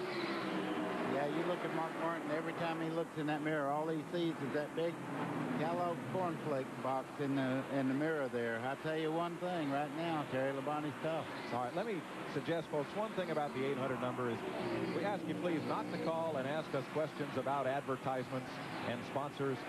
We got 47 calls about who that guy Charlie is in the commercial with Terry Labonte. We don't know. And in case all those people up in Battle Creek are dialing the phone all day to get that on, we don't know. Sorry about that. Bobby Hamilton right ahead of Rusty Wallace as you watch from Rusty's car. Made his Winston Cup debut right here in 1989. He drove one of the Days of Thunder camera cars for, I think, Paramount. That Tom Cruise movie. That was his first Winston Cup start.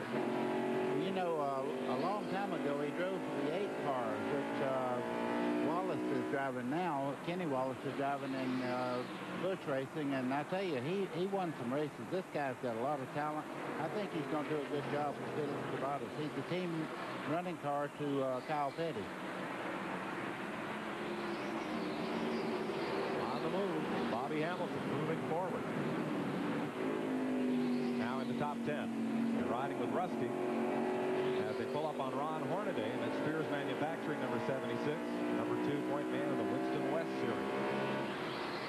By the way, Michael Waltrip is back in the race, 36 laps down. Took 20 minutes to repair his car. There it is on the inside. As that group goes past, Mike Chase in that 50 car is the Winston West point leader, moving around Hornaday there. Now Chase is 2 laps down. You know, as Darrell says, Uncle Mike there is running pretty good with the whole front off that car. Yeah, yes, he is. Ron Hornaday is 1 lap down. Halfway here in the Slick 5500.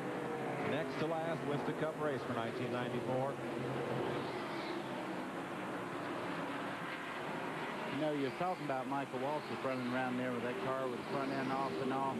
He has to run a certain speed or they'll black flag him, so he has to move along pretty good. You're probably wondering why he would run that hard with the car beat up that bad, but that's why. They will black flag you if you're in the way out there. You know, he's running off close to all those cars, but it was nothing but just a radiator sticking out front there. Well, you know, he's in 11th in Winston Cup points, as he told Randy. Michael Waltrip rejoins the race in 37th position. And what we'll do is we'll keep track of that throughout the day and see where he ends up, just how many points he's able to gain as a result of getting back out on the racetrack. Ricky Rudd trying to overcome an air wrench failure on the pit stop. He had led almost most of this race. Well, he and Ken Schrader have raced like crazy trying to get by Harry Gant. Harry Gant's running well again. He's had 2 spins, but the car is running quite well.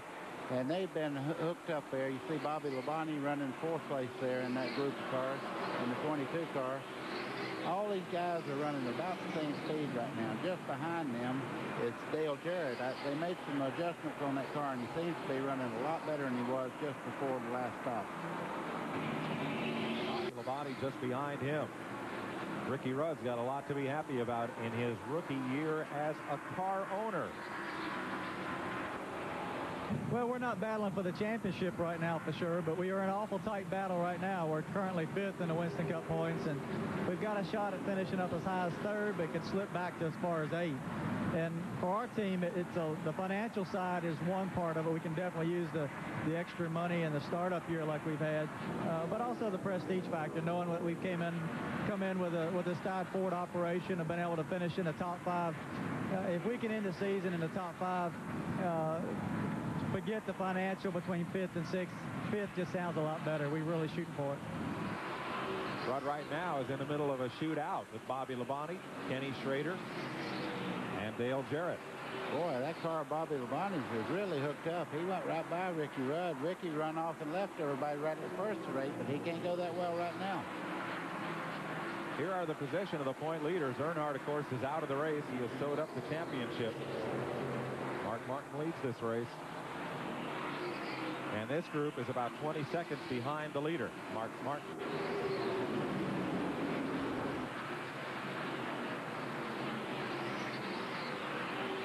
Now you see that groove about 15 minutes ago. Everybody was making all the time on the outside of the racetrack. Bobby Labonte found a place on the lower part of the racetrack, and that's very important to be a great race car driver, be able to adapt to the racetrack. When it gets slick at one place, be able to move where your car runs the fastest. Bobby Labonte gets away from that group and starts to go on. Ricky Rudd now has Ken Schrader and Dale Jarrett filling up his mirror. They lap past P.J. Jones and Jim Smith's Ultra Wheel score. That 06 on the right side of your screen is a former Junior Johnson car. We'll be right back to Phoenix.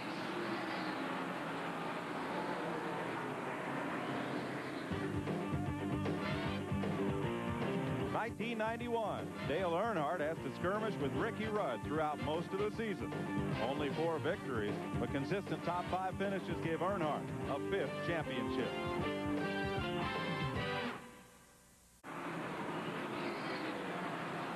Here's how the middle section of the Winston Cup point standings look. Remember, the payoff goes to 25th. That's worth $20,000. Right now, Bobby Hamilton is in that spot. Jeff Burton running well. Harry Gant, a couple of laps down. Bobby Hamilton in the top 10. Huck Strickland still out there. Joe Nemechek 2 laps down. Steve Grissom is in the top 25 today. Jimmy Spencer crashed, and Greg Sachs got a bit of the wall, but was able to continue. Ooh, a lot of smoke there from Kenny Wallace's car once again off the left side. Yeah, that's an unusual place for the car to have smoke. It's when he gets back in the throttle after he breathes it going in the corner. So that may turn into something ugly later on. Folks, along with Halloween coming up tomorrow, I guess, Election Day comes up pretty shortly here, early in November. We want to encourage everybody to vote. And a vote was taken here in Phoenix, and it'll be 4 more years. 4 more years at TNN here in Phoenix for Winston Cup Racing. Track president Buddy Job and TNN's David Hall put pen to paper and got the deal done. What a great racetrack. I tell you what, it's wonderful out here. It looks like you're looking in a viewfinder when you look across out over the mountains and all here. It's a wonderful place, good racetrack.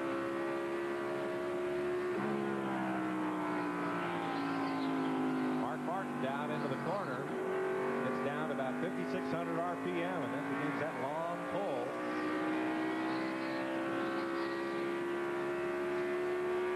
Wow, did I see 8,900? Yeah, and 160 mile an hour down that back straightaway. That is so Oprah, folks. Don't tell me I saw 8,900 RPM there. Oh, yeah. And Mark Martin, one thing they're not worried about. Jack Roush, when he sets the time, and he sets it at 10,000. I never seen anybody turn one like he does. All right, now, down to turn 1, the front straightaway is shorter here. I've got to see this again because I'm not sure I believe it. Well, that's the back straightaway there. That's the dog leg where he's going across. 86, 87, 89. Yeah, he hit 89. 89, I seen it. And very little brakes, so they're getting around this place pretty fast.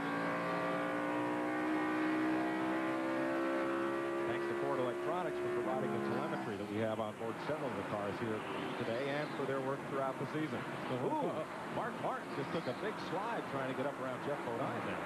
Yeah, and right behind him is Terry Labonte. He's just waiting on him to make a move like that, and he'll move right into first place. Glenn Jarrett is in Mark Martin's pit. Well, I want to ask Steve Bill if he knows that. We're just looking at the telemetry from Mark's car showing 8,900 RPMs. That's a lot of RPMs. We'll turn a lot of RPM. Jack's got real good valve train. We're not worried about that. What we're worried about right now is Terry Labonte. You know, we've been close a lot this year. Don't have but one trophy to show for it, so need to run real good about another 150, 145 laps. We'll let you know how the day was. But we're feeling pretty good right now. Mark said earlier on, Steve, that the car ran better on long runs, but he can't shake Labonte this time. Yeah, Terry's just incredible. You know, he was good at Richmond on the long run, good at Wilkesboro, too. So Terry's a good race car driver. We're real worried about him. We'll just have to see how it shakes out. Well, I tell you what, I don't know of anybody that does any better on this racetrack than Mark Martin. He will tell you right up front he loves this place. I believe you're right, Glenn. He won here last year. In the tire war, it looks like this weekend is going to go to Goodyear. Hoosier's most stalwart campaigner, Jeff Bodine, has just been lapped. And the Hoosier cars did not fare well here in qualifying.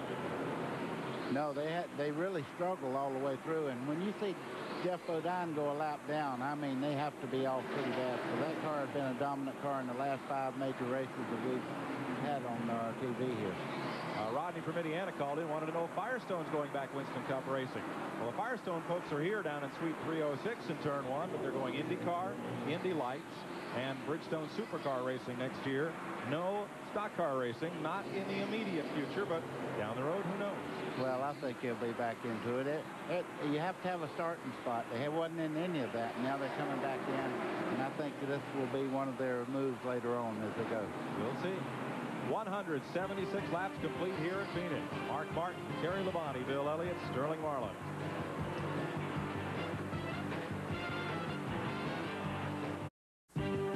Today's exclusive coverage of the Slick 5500 on TNN is brought to you by Span, the world leader in automotive caps and thermostats. Here's how they're running at Phoenix as you watch Mark Martin about to put a lap on Morgan Shepherd. Terry Labonte right there in the picture, then Bill Elliott nearly 6 seconds back. Jeff Gordon and Sterling Marlin running nose to tail, 13 seconds behind the race leader. You know, we've got a lot of new fans in NASCAR racing. I would estimate as much of a third of our audience is new to this sport within the last couple years as Mark Martin cuts in behind Morgan Shepherd there, and we've had 4 calls on the 800 number. Why don't these cars have doors? Well, they have doors. They have metal where doors are supposed to be, but the one thing you don't want is an accident and something flying off of the car. So they make the outer shell all in one piece there where you don't have a door flying off and making a dangerous thing for cars that are coming up on a wreck. Yeah, they afraid the door will fly off and the driver will fall out. Well, also, you build those roll cage bars up so high that there's no point in the door opening. You wouldn't get in the car any easier anyway. And there's no door handles on these cars because they race so close. Like this. Yeah, Terry Labonte's trying to go in the lead here. Mark Martin opened up about an 8-car length lead there for about 4 or 5 laps, and Terry's running right back down. They're trying to get by the 21 car there, put him a lap down, and I tell you one thing, he does not want to go a lap down, so he's racing hard as he can. They're having a real tough time getting by Morgan Shepherd. You know, you'll notice, but most of those cars are running higher now, and that's an indication that they are getting loose. There's 2 things happening right now. I believe the surface is getting slick and the tires are getting worn down real bad, so the preferred line right now is right on the edge of getting into the gray stuff on the outside there. You see 21 cars right up against that gray part of the racetrack. And again, Mark jumps right back in line. And just as when Ricky Rudd led this race, the driver in the high groove is pretty much controlling things here. But here comes Labonte. Well, Labonte don't care where he's got to try to pass. He's real smooth on the throttle. When he picks up the throttle, he makes sure he doesn't break the rear wheels loose. He's a good slick track driver, and so is Mark Martin. This ought to be a great fight here. Labonte is right there. I never had a neat name like the Iceman. That's what they call Terry Labonte. Several guys have got really neat nicknames. Of course, Dale Earnhardt, they call him Ironhead, so what's that tell you? Well, they never called you Balloonfoot. That's for sure. I could tell you what he called him, but I'll have to wait after the broadcast. Oh, David. Now, everybody last week said I picked on you, David. I just want them to see where it comes from. And I didn't say a word. That's the reason I'm paying you back this week. Okay, pal. Kenny Wallace is on pit road under green, taking right side tires. Morgan Shepherd hangs on the lead lap. Bobby Hamilton and Ricky Rudd battle. This is for 11th place. And it really shows the importance of getting a good pit stop. Rudd came into the pits 3rd, went out 14th, and he's been unable to gain and get back into the top 10 ever since. Bobby Hamilton moves under Ricky. This is truly a team sport. The driver cannot do it all. And there's graphic evidence. Rudd dominated the first part of this race. Well, you see the 10 car right there. He's getting around the racetrack as good as he can, fighting for position, but he's almost going down the lap. He is within a half a straightaway going down the lap to the leader. Terry Labonte may lead a lap here. Mark said, I don't think so. Now, Terry is 7th in the points. I don't believe he can catch Morgan Shepherd for 6, so this is not a point position here. Nope, Mark led that one. No. The 21 car held him up there a little bit, I believe. Okay, Mark has finally got that outside line. Now, if the 21 car does not move over, I think he'll get by him now. I thought Terry was going to take the bottom shot there, but wisely he did not because that kink in the back straightaway. And they're going to come up on P.J. Jones. Boy, Mark is fighting real hard to get by Shepherd here. You see that slower car on the bottom there. Shepherd's doing everything he can to stay in that lead lap. And so is Schrader. And that's just racing, folks. They're not holding the leader up. They're racing to stay in that lead lap. So later on, who knows, with a chassis adjustment, the same cars that are holding them up right now might have a chance to win the race. Brett Bodines made a green flag pit stop as we're in that window. You know, Morgan and Schrader running side by side that way. They can't run as fast, and therefore they're letting the Mark and them come on up on them that quick. If they was in single file, they could probably run faster than they would be run side by side. Watch the 76 car come into the picture, Ron Hornaday. He just got new tires. So he might be able to just blast on by this group. He's number 2 in the Winston West point standings, that white and blue car. Underneath Joe Nemechek's Meineke Muffler's machine. Here he comes. While we were talking, Terry Labonte has taken the lead from Mark Martin. Mark took a lower line, and Terry got by him on the outside. And I tell you one thing, Terry Labonte's not a guy you want to see leading the race because he is tough to get by, sure enough. Here comes Hornaday underneath Mark Martin. New tires. Makes the pass. You can tell he's got on new tires because he can hang right on that bottom. Now it's still Shepherd fighting with Schrader. Labonte, the 5 car, is the leader.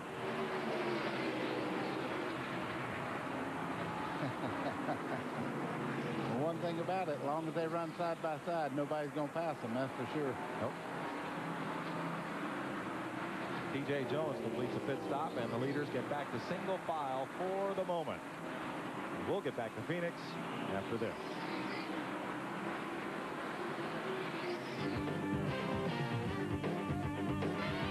Though the 500 has eluded him, Dale Earnhardt has won everything else you can at Daytona in a stock car, including this race, the Busch Clash, 5 times.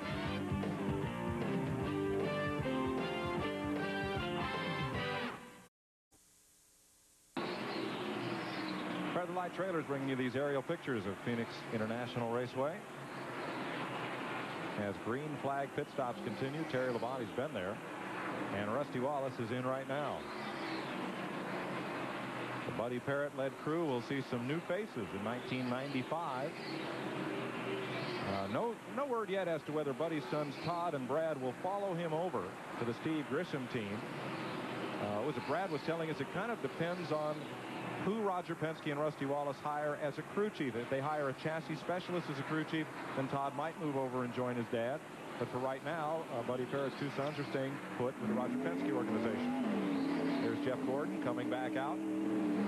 You know, this is a very unusual way to get back into the racing action. They do have a pit road that you go all the way around the inside of the racetrack and join the traffic on the back straightaway. I think that's a very smart idea. I wish more racetracks had that so you didn't pull out in the corners in people's way.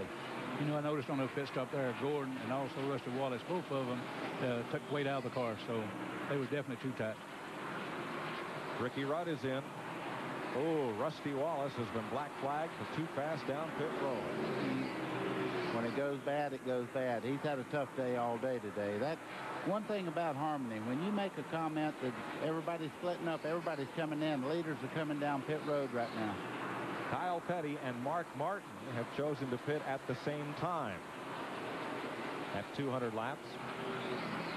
Rusty Wallace is back in. Jeremy Mayfield's in. Randy Pemberton. Well, Terry Labonte is in, and I'll tell you, this team is looking for a great pit stop. Brian Griffin on the right front, Gary Smith on the right rear as Mike Slattery does left side lugs. They're going to add 1 round of wedge to the left side. They roll the left front tire over. It's a good pit stop so far, guys. Left rear is done, down and away. 20.9 seconds. Well, Mark Martin has brought his car in. They've changed 4 tires. Mark's already away. They made one chassis adjustment. They changed 4 tires, put in fuel. They made one chassis adjustment. They took a half pound of air out of the right rear. Right before Mark pitted, Ricky Rudd did. His car was way too tight. I saw him take a round and a half of bite out of the right rear of that car. Bill Elliott, in service by Mike Beam and the Junior Johnson crew. Fueling is done. That's that hand in the air. And once the car drops off the jack, that's the signal to the driver to take off. Green flag pit stops. Randy? Well, Bill Elliott was just in, guys. I didn't see any chassis changes on the Budweiser Ford, with the exception of just bolting on 4 tires, and Bill's back out. Morgan Shepherd is in. He's just gone a lap down.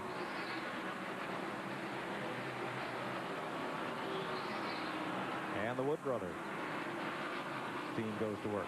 You know, you see the speed limit they have to run down pit road. It seems like decades before they get to the pit when they come down pit road. Very, very slow. 45 miles an hour they have to come down pit road. But what a great rule to have. These guys feel a lot safer going out across that wall when you come in under control instead of coming down through there at 130 miles an hour or better. You know, it's awful hard to go down through there like that. If you run at, say, 150, 160 mile an hour, then to slow down to 45 mile an hour, it's hard to judge. Of course, a lot of them, when they do, is watch attack and stuff like that, so they won't go over 45. Bobby Labonte, they dropped the right side and it looked like the car might have gone into gear before they came around and got the left side up in the air. Labonte's had a good run here today. Well, I'd love, if he does leave that team, I'd certainly like to see him stay where he's at because they're great. That's a great mix there. But if he leaves that team, I'd love to see him in a top-notch car because I believe he has the ability to just be just like his brother, right up front all the time. I think that may have the chance to be a top-notch team. Things come together for Bill Davis and those folks. Labonte was leading the race when he pitted, so he picks up 5 bonus points for being the race leader. That turns it over to Dale Jarrett, the Interstate Batteries Chevy. You can see Dale really fighting that thing. He's ready for a set of tires on that car. He was really giving that steering wheel a whipping coming off that corner there. The car was jumping sideways and everything else. When you're out there on old tires and those guys have new tires going by you, you feel like you're stopped. Let's check with Glenn. Well, Buddy, one of the reasons that Dale Jarrett's still out there on those old tires, they can run just a few more laps on fuel. Then when he makes his stop, if this race goes green the rest of the way, he won't have to make another stop. So that's the reason that they're going as long as they can right now. Once he pits, he'll only have one more stop to make. They got a chassis adjustment to make on the car, but he's going to stay out there as long as he can. Well, now this is a gamble because the longer he runs on old tires, the more ground the other front runners are going to gain on him on new tires. And what do you think the chances are of this race going the whole rest of the way without a caution? That's why they pay those guys down in the pits big money, is because I don't know. I was a driver, so I don't know. You'd know more about that because you run in SCCA and you really have to calculate all your stops and all. But I don't know that much about fuel mileage. I know that if 2 cars run the same speed, they ought to use up the same amount of fuel. I know that everybody's got a stopwatch, and they're seeing just how much quicker those other cars are. Safe to say that I would think once Terry Labonte goes by, they would bring that car in. I tell you, safe to say you're pretty smart. Well, I get to watch a lot. David, when you were winning a lot of races, did they do that a lot, leave a car out on the racetrack for fuel mileage, or did everybody get tires when they could? Well, it all depends. Just like you said, you figure it out. Wood was real good at that. They were smart, enough to figure it out. And they would always check and see the gas mileage and exactly how many times we'd have to stop. Glenn Jarrett.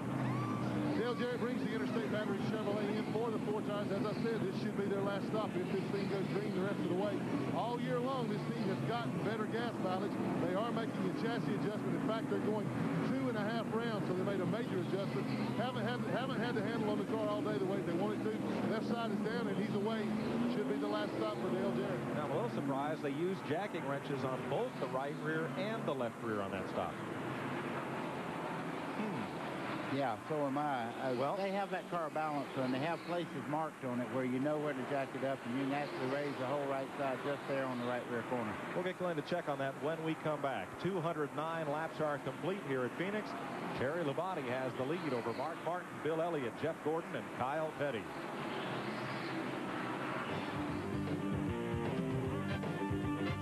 In 1993, Dale Earnhardt battled Rusty Wallace season long for the championship.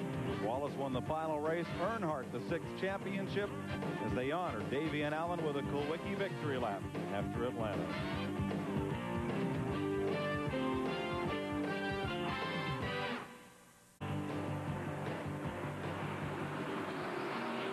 Terry Labonte has the lead, and he's got a lap on Morgan Shepherd right here. He has 1.5 seconds on Mark Martin. Bill Elliott 2 seconds back. Jeff Gordon and Kyle Petty. Now Shepherd is a lap back, so is Bobby Labonte, Jeff Bodine, Brett Bodine, Lake Speed, Kenny Wallace, Derek Cope, Kenny Schrader, Dale Jarrett, Jeremy Mayfield. Notice the right front of the 21 car right on the bottom is flapping a little bit. We'll have another look at it. That car right there is P.J. Jones, and I talked to him yesterday about his brother Page, and he said he's making good progress, slow but good. That's good to hear. I tell you, everybody's got their prayers for him right now. Younger brother Page, badly injured in a crash and has not regained full consciousness, but a statement released this week said that his eyes are open much of the afternoon, and he is able to follow motion and sounds with his eyes, and everybody is very, very hopeful that he'll regain full consciousness very soon. And our prayers are with Parnelli and the entire family, and our hopes for a speedy recovery for Page Jones. PJ giving a pretty good account of himself today with that brand new team owned by Jim Smith. Terry Labonte giving a pretty good account of this whole race. Boy.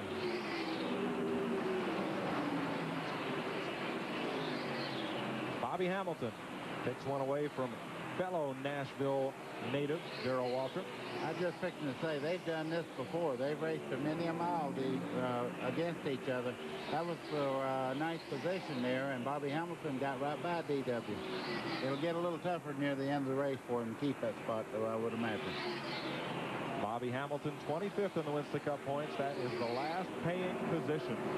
Even though Earnhardt has nailed down $1.25 million as being champion, there's still $1.75 million to divide among the next 24 drivers. You know, when you talk about second place paying $350,000, I mean, 4 or 5 years ago, the national champion didn't get that much for winning the championship. So there's a lot of money from second on back for every one of these guys, and they're fighting hard now for points. And that also to sit on the stage there, be in the top 10, you get to sit on the stage. Otherwise, you're out there with the cattle feet. Like you saw earlier, in Richard Petty's 7 championship years, what was it, $1.9 million, and Dale Earnhardt almost $14 million for his 7 championship seasons. A lot has changed. Kyle Petty, Sterling Marlin. This is 5th place. Fingerhut car, Jeremy Mayfield, just behind Marlin. Presently is in 20th, 1 lap down. There you're watching from Jeremy's roof cam.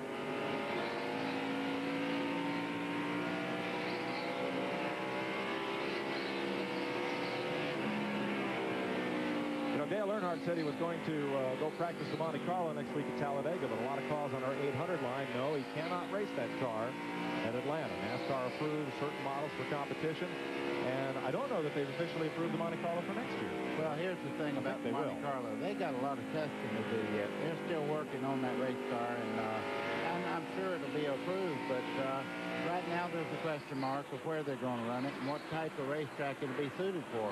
But the Monte Carlo is a great name in racing.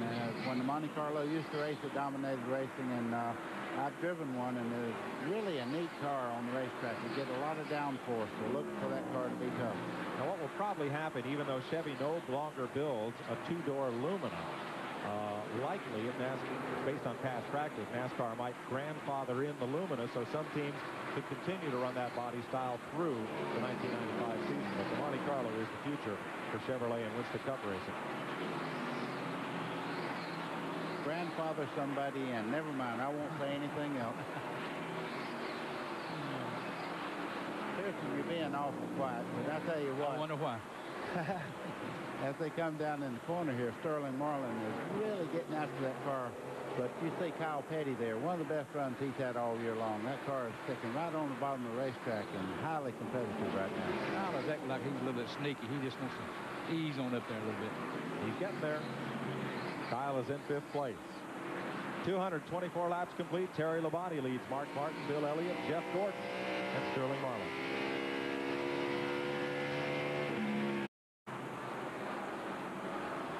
Bobby Hamilton goes a lap down here at Phoenix. Welcome back. There is the lead that's beginning to build for Terry Labonte over Mark Martin, Bill Elliott, and a long ways back now to Jeff Gordon and Sterling Marlin. Dale Jarrett, they made adjustments on both the right rear and the left rear jacking bolts. They took the ratchet and that extension down through the hole in the roof, or the rear window actually, to adjust the free height of those coil springs. And Glenn Jarrett, they worked on both sides of that car, and that's a little unusual. Well, it is, Mike, but they were undoing something they had done earlier. On an earlier stop, they'd taken some wedge out of the right side car. They got the car too loose, so they put that wedge back in the car, those rounds back in the right side. Then they put some more bite in the left side of the car. A little bit of concern after they went back out that the right rear tire was rubbing, but they had also adjusted the car, put some bite in it by letting the right rear tire down some, put some more bite in it, and until the air pressure built back up, it was rubbing the fender a little bit. Now everything's okay. However, during all that stuff, he fell a lap down. He needs to get that back. Thanks, Glenn. There's Dale Jarrett currently in 16th position, 1 lap down. Bobby Labonte in the Maxwell House Pontiac and Bill Davis is one of the big question marks of next year, as is Dale Jarrett, where, if anywhere, those two drivers might go, and there's a lot of dominoes to line up behind them. What's going to happen to Chuck Bound, to Lake Speed, to Wally Dallenbach, and to these guys, Ricky Craven, Randy LaJoy, Joe Nemechek, Hutch Strickland, Lake Speed. Where will they all be in 1995? Well, we sent our absolute best interviewer down to talk with some of those drivers and find out. Well, your name has been talked about a lot lately in silly season. What is Bobby Labonte going to do next year? Well, I don't know yet. Just one of them deals, you just gotta kind of wait and see. Everything's looking good. It's just taking a lot of time and a lot of hard work, and we've just been going real slow trying to get stuff put together. How much longer are we going to have to wait? I don't know. Can you give us any clue? Nope. No clues whatsoever. Not a hint. Clueless. I think if we can get a couple of things settled, then the whole mess will be calmed down and everybody will kind of know what they're going to do. But right now, that's just not going to happen. Hopefully it will soon. What would you like to do? Race. There's a lot of different things still going on here, and you know, we probably won't know anything until after Atlanta. Any particular person you want to race for? Just race. Race a lot. That Glenn Jarrett, he always gets right to the heart of the story. I believe you could have wrote that on the letterhead, couldn't you? Well, we were all having a little fun with that, including Glenn. Here's how they're running at Phoenix, 235 laps down. Terry Labonte is kind of wearing them out. Mark Martin is the one car that's been able to stay with him.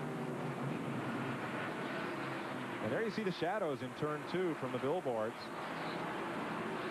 And you see how that end of that wall, as Buddy talked about earlier, is all in the shade there and kind of sneak up on you if you're not careful. Bumper cam. Hard to tell who the sponsor was there. Mane and tail. Gosh. And plenty big Very there. close. Look at that camera. I don't know what that is or where it hangs. Usually that camera sits right where the license plate goes on a Ford Thunderbird, so you see the back of the rear bumper. Great shot. You see how close you come to that outside wall coming down through there. And I'll tell you what, if you snag that boy, you're in big trouble. That's up close and personal there. Todd Bodine that was in a wreck earlier today got his car fixed and running quite well at the moment. And Ted Musgrave moving up as they close in on Kyle Petty.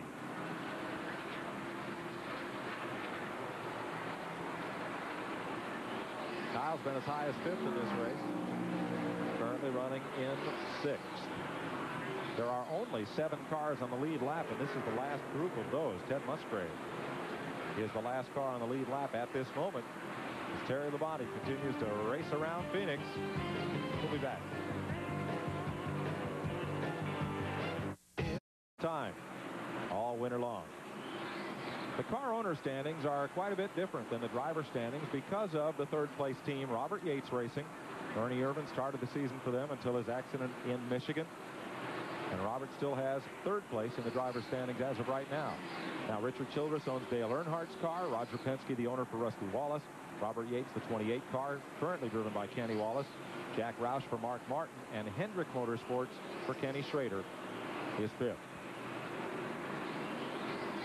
That answers one of our 800 number calls as Morgan Shepherd battles with Bobby Labonte.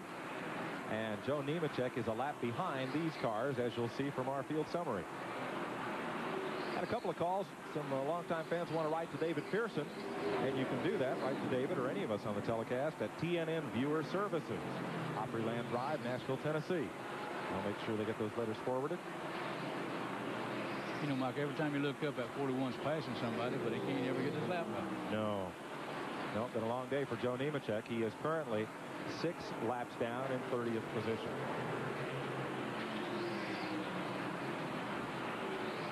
And a couple of folks called and asked where Ned Jarrett is today. Ned hosts Inside Winston Cup Racing on Bobby CNN. Labonte looks like he's off the pace just a little bit. Excuse me, Mike. Yep. I noticed he dropped to the inside and let that whole line of traffic pass him. I don't know whether he's having a handling problem or what, but he pulled over and let that whole line of traffic go by. Now he's back up to speed. Maybe he was just a little bit loose in traffic. Could well be. I mentioned that Ned is out here. He's working on his radio show, and you'll see him in a couple of weeks on another network.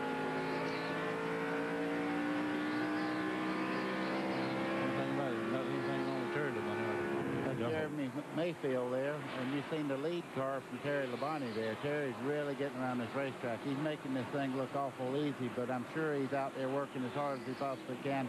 But that's a great race car. It's not slipping. It's not pushing. That's a great feeling. You don't get a race car that good many times, but when you do, you better use it. Well, that's true. He just moves around Mike Wallace. Mike will be back with Junie Donlevy in that 90 car next year, but it gets new paint job, a teal and black. Boy, that'll be pretty. You know, that's one of the prettier cars, really, on the racetrack, and it's a good team. And Mike Wallace says one thing about this race team. Later on, he wants to really get involved in maybe buying part of it or becoming one of the owners of this team. So that's why he's really got a personal interest in Junie Donlevy's race team. He'll be back there next year. As will this young man we're riding with. Jeremy Mayfield will return for Cale Yarborough in 1995. And has a multi-year deal to drive for Cale. Coming up on 250 laps, we'll be right back.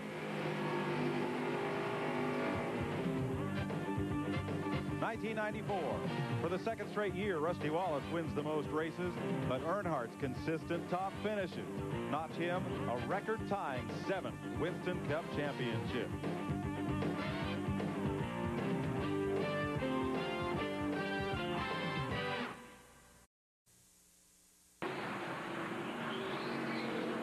You're riding with Rusty Wallace, number 2 point man in the Winston Cup Series, and in this race, he is 2 laps down in 18th position. You know, I just seen Terry Labonte go by him just like he was backing up, so he's definitely going. And he's pulling away from Mark Martin, too, also. Labonte extends his lead now to almost 3 seconds over Mark Martin. Bill Elliott is 5 seconds back, and it's a long way to the 4th place car. You know, a lot of times, Terry, just like Terry's running right here, the car feels so good, you got to run hard. A lot of guys say, well, why don't he back off a little bit? If he backs off, the car might push a little bit. If he runs harder, it might get a little loose. So he's running what he's got to run right now, although he is pulling away from Mark Martin. 4th position, 4th place. Sterling Marlin gets underneath Jeff Gordon. The longer Jeff runs, he seems to lose a little momentum near the end of a green flag run here, and they're very close to pit stops again, I would imagine. So Sterling seems to have a better car for a long run. You see him going in the corner there. Jeff didn't even really fight back much. He let him have the spot, go on by, not handling right. We'll talk about this later on. Sterling Marlin this weekend became the season's 16th different pole position winner, a modern era record, and the most pole winners since 1970.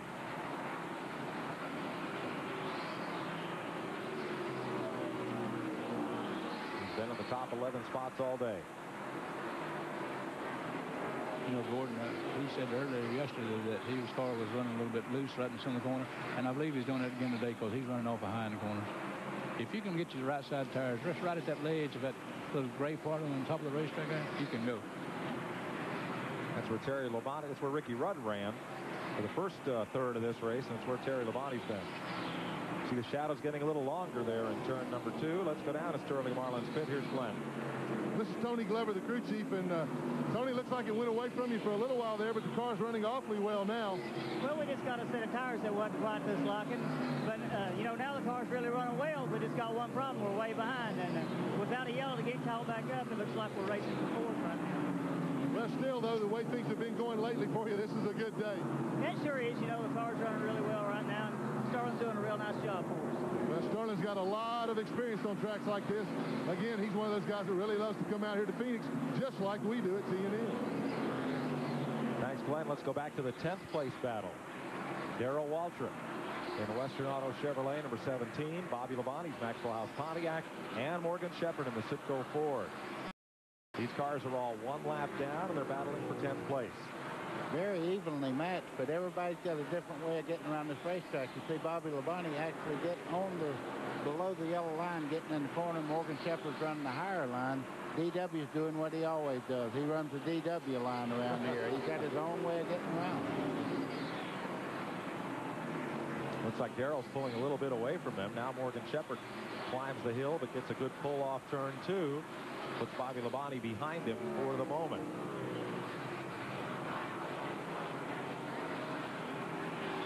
Darrell Waltrip squirted with the top 10 most of today. Darrell is currently 10th in the Winston Cup standings. His little brother Michael, 131 points behind him, but within striking distance. Anything special, Darrell, about fighting your brother for that final top 10 spot?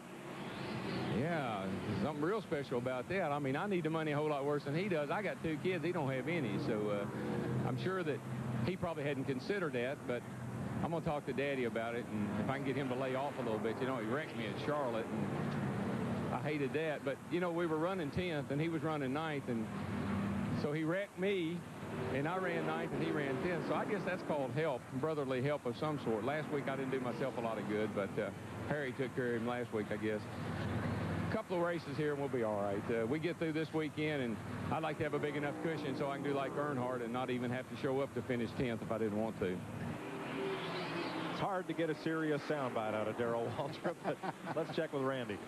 Well, you know, talking about that, I talked to him earlier this week. He said when he got hurt there last weekend, he said, you know, that might have killed the lesser man. But speaking seriously about this team, Darrell Waltrip has revamped this whole Western Auto team this year. They were really floundering. They were having difficulty maybe even staying inside the top 20 in points, but they have come on. They promoted Pete Peterson as crew chief. They've got Pete Wright as his right-hand man, and Clyde Booth as well. I mean, 3 guys that they've promoted in this operation, and Darrell told me, you know, there's a lot of different combinations you can have chassis-wise with these cars. It's different chassis work different for different drivers, but we have to find out what chassis works for us before we can make all our cars the same, and sometime that'll take a whole season. So next year, expect Darrell Waltrip to run even better when they get it figured out and get all the cars that Darrell wants the same. Unless you're the champion every year, you can't be complacent. You got to keep working at it and find what is the right combination. They've taken some chances, and they've made some big changes, but in Darrell's case, they seem to be paying off. What a character that DW is. I'm going to tell you what, he does a lot of broadcasting with us on Saturdays for the Busch races and all, and he's got a different way of looking at a glass of wine, believe me. Everything's not the same color to him as it is to other people. Very interesting to talk to. He's very, very intelligent about what's going on the racetrack. And he's got the quickest draw width in the garage area. Oh, by far. I'm glad you didn't say up here, but I know what you meant. You meant up here, too. No, I didn't. Well, as you see, Bobby Labonte's making one more try at Morgan Shepherd. He's been running side by side for the last 20 laps with him. Something has to give here. Before long, one of them's got to slip a little bit. But Bobby just cannot get by Morgan Shepherd. That's one of the toughest guys to get by in racing. He races every lap as hard as that car will run. Looks like he moved up a little there and took that line away from That's what you said he ought to done about 15 laps ago. That's exactly right. But anytime you're running side by side of cars like that, the outside car holds you down. It's going to get your tires hotter, and you finally get to where you can't get by. So the inside car, actually, if you just move up 3 feet, stay right against that guy, it'd make a lot of difference coming off the car. I remember how you used to crowd around. Anyway, here we go. Bobby Labonte now, as you see, he got by Morgan Shepherd. He's put about 5 car lengths on him in 1 lap there. And that's made all the difference getting back up to that top groove. And I believe he'll go on up and get the other people will go with. You see Kenny Wallace there. He was just in the pits getting 4 tires. And look at the advantage he has. Even though the car is not up to speed, that it's puffing a lot of smoke. I just don't know what's keeping that car together. Well, it is staying together for the moment. Kenny Wallace, well back in the field. He is 3 laps off the pace, currently runs in 23rd position. 268 laps complete here at Phoenix. We'll be right back. Today's exclusive coverage of the Slick 5500 on TNN is brought to you by Chevrolet. One car company has won more races in the history of NASCAR. Genuine Chevrolet.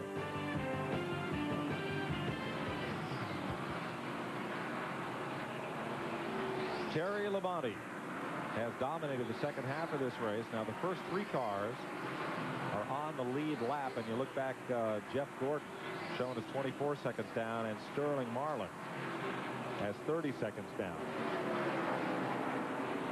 Among the rookies, Jeff Burton has soldiered on today, but he has been off the pace. He's 6 laps behind in 28. Here are the rookie points. Only the top 15 finishes count for the Max Race Cars Rookie of the Year award. And it's between pretty much Jeff Burton, Joe Nemechek, and Steve Grissom at this juncture. Jeff Burton has led that contest for most of this season. We asked him how important it would be to him to be Rookie of the Year. The rookie thing is important, but it's important, I think, probably from the standpoint of looking at it a couple years from now and looking back saying, hey, we did that, and it's a big deal. It's so hard to be competitive in Winston Cup that we're working so hard just to get competitive against everybody. The rookie thing is almost secondary. It's secondary unless we win.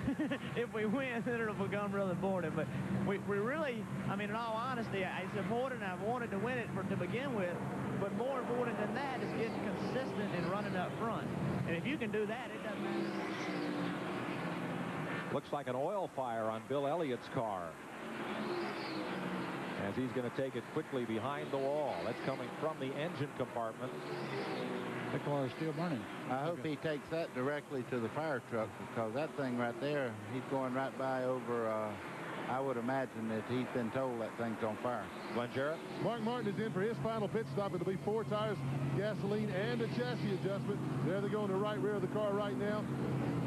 Right side tires are already on, and left side's up now. He'll be down in the way. Good pit stop by Steve Mill-led crew. Let's go to Randy. Well, Ray Everham and the crew going to work on the DuPont refinishes Chevrolet. Right side tires going on. I don't see any chassis change at all. Another 2-tire stop for Jeff Gordon. Wow, here's some strategy. As at Charlotte, when he won the Coke 600.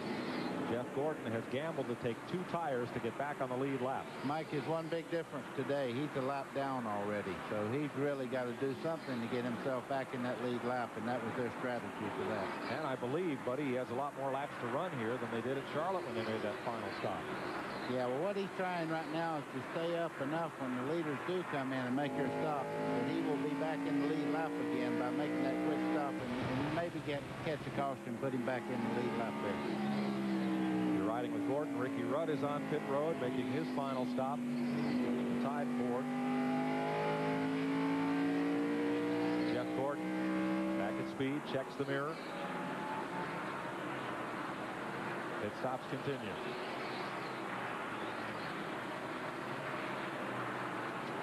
Darrell Waltrip in and out. Kyle Petty comes down pit road.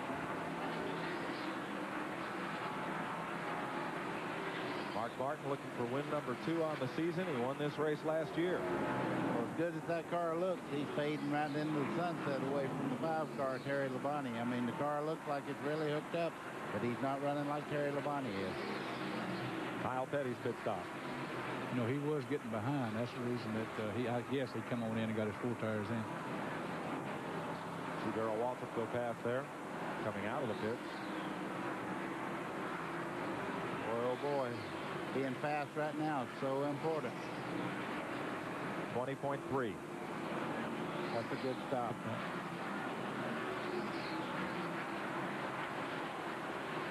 Jeremy Mayfield in.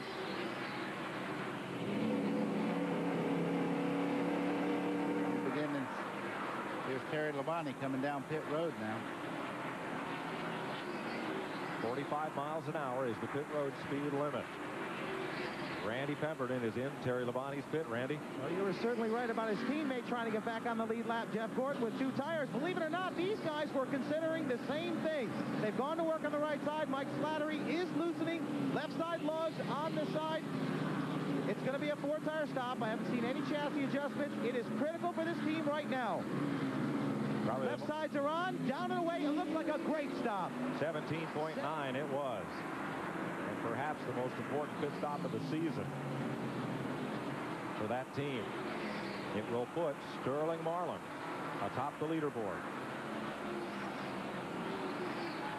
Boy, oh boy. This is, okay, you see Sterling coming down pit road now. He was the new leader. Boy, that seems so slow, but it's the same for everybody. 45 miles an hour and a long way to go. Glenn Jarrett is in Sterling's pit. Well, and the crew thought he would never get here, Mike. And Dale Jarrett stopping right in front of him. He's going to have to make a sharp turn into his pit. Sterling's going to slide to a stop. They go to the right side, putting fuel in the car. I believe this is only 2 tires, too, guys. If you look, both cars, Jarrett and Sterling Marlin are in right now. And it was 2 right side tires only. 9.5 seconds, great stop for Sterling Marlin. Dale Jarrett changed 4 tires. A little surprised to see him in. They told me he could make it all the way. A lot of smoke coming from Jarrett's car as he exits pit road. With just 30 laps to go, about 30 laps to go, you know, with 4 tires and that much more to go, I think it would be safe to go ahead and put 4 tires on. Well, I think what everybody's doing now is what they have to do to try to get back in the lead lap. And the way Terry Labonte's running, the bad news is he has 4 tires, and he's going to really be flying around this racetrack over these cars that only took on 2. How about the Wood brothers? Gas and right side tires, 11.4 seconds. They've been fast since the day that I ever seen the 21 for the first time. 284 laps complete. We'll be right back to Phoenix. Phoenix area and Phoenix International Raceway. 290 laps complete. 22 to go. 7:30 p.m. Eastern Time. NHRA Today on TNN, followed by the live Winston Finals Championship drag race from Pomona, California. Leader Terry Labonte's gotten himself in some race traffic here, and due to green flag pit stops, 5 cars now on the lead lap, including Jeff Gordon is back in the lead lap with that 2-tire change. Well, if it works, if a yellow comes out, he did the right thing. If it don't, I'm afraid he'll go that lap down again. But the real thing is, I believe that Mark Martin might be closing in just a little bit on Terry Labonte. You know, I believe that Dave Marcus's car is 71, so I believe he's losing the gear. He is smoking a little bit now. 2.9 seconds is the interval first to second. And Terry Labonte looks like he's held up in traffic here. That may be a break for Martin. He just put a lap on Ted Musgrave, who had gotten back onto the lead lap in the Jack Roush Family Channel Ford. And it's Ward Burton in the Hardy Chevy just ahead. Darrell Waltrip and Dale Jarrett. They are fighting for position 1 lap down, Waltrip and Jarrett. There's Mark Martin, the second-place car. You saw just ahead of him Bobby Hamilton. Hamilton's crew asked NASCAR to black flag their car. The radio wasn't working, and they needed a pit stop. Wow. So that got Hamilton in. Let's check with Glenn Jarrett in Mark Martin's pit. Well, Steve Mill we didn't get to cover Mark's pit stop, but they did put on 4 tires of fuel, and he said they did put a round of bite in the car, and that seems to have made the difference. That's why he seems to be closing the gap ever so slowly right now on Labonte. They're just worried that they won't have enough laps to catch him.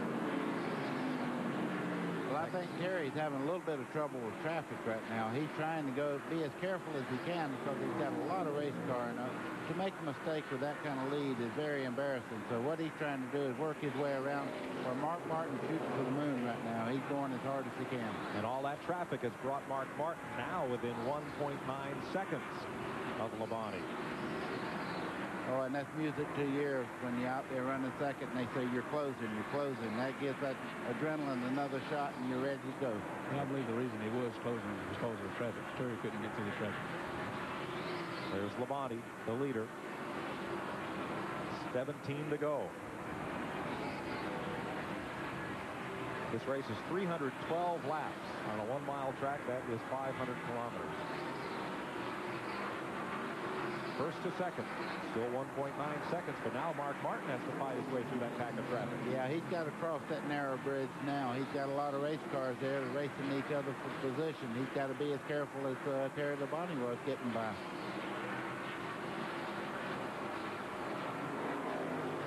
It seemed like what it is. He did get caught up in the traffic going through 3 and 4 there, so they probably hold him up a little bit also. Check the interval again as they come past start finish. And it opens up as Mark Martin now has to deal with Bobby Hamilton and Ted Musgrave. That's his team car there. I wouldn't look for him to be much trouble. The 16 car there, when Jack Roush was on that radio, he's probably telling Mark's trying to catch the leader, give him a little room if he gets up there. And that's what happened. 2 Chevys just ahead of Terry Labonte, and one of those is his teammate, Jeff Gordon. There's the interval once again, 2.4. Well, they're pretty well stabilized right now, Mike, but the one thing that Mark did do is he got through there without losing a whole lot of time to the leader. They moved past Rick Pirelli, and you see Jeff Gordon did step aside for Terry Labonte. Labonte now draws down on Dale Jarrett, number 18. See Dale move over there, give him the outside line if he wants to take it. That's good sportsmanship. You remember that later on when he might be leading the race and he comes up. You remember that time he gives you the break like that. It works both ways. Well, it's definitely a give and take race. Anytime you race, people have good memories. I can remember people that bumped me way back in the like in the early 70s. Is that why you don't give David? I'm not saying anything. Is that why you don't give David much room for his chair up here? Yeah, I don't give him a lot of room. You know, he made that comment about me wrecking out the caution one time. He left before they put all the tires on his car at Darlington one time, and I fell off in the first corner. I did do that. But I've never run over the back of somebody under caution, waving at my wife and grandson. Well, I wasn't waving at anybody. You were waving at something. Here we go. Great race here. Terry Labonte going down into turn 1. And they're waving at him. Terry Labonte has never won 3 races in a single season. He has 12 career Winston Cup victories. He won 2 races in his championship year, 1984, and won 2 races in 1989 with Junior Johnson, but he's never won 3 in a single season. This might be the year. Labonte laps past P.J. Jones. We asked him yesterday his thoughts on this 1994 season. I'm really pleased with it, and I'm excited about next season. Hopefully we can just kind of pick up where we leave off this year and start off really good. You know, it's really nice being with a good team, and these guys have just done a great job and got great cars and great equipment, and it's a pleasure to drive for them. Labonte's lead is holding pretty constant on Mark Martin right now. The reason this field is so strung out and that there are only 3 or 4 cars on the lead lap is it's lap 303, and we've not had a caution since lap 116.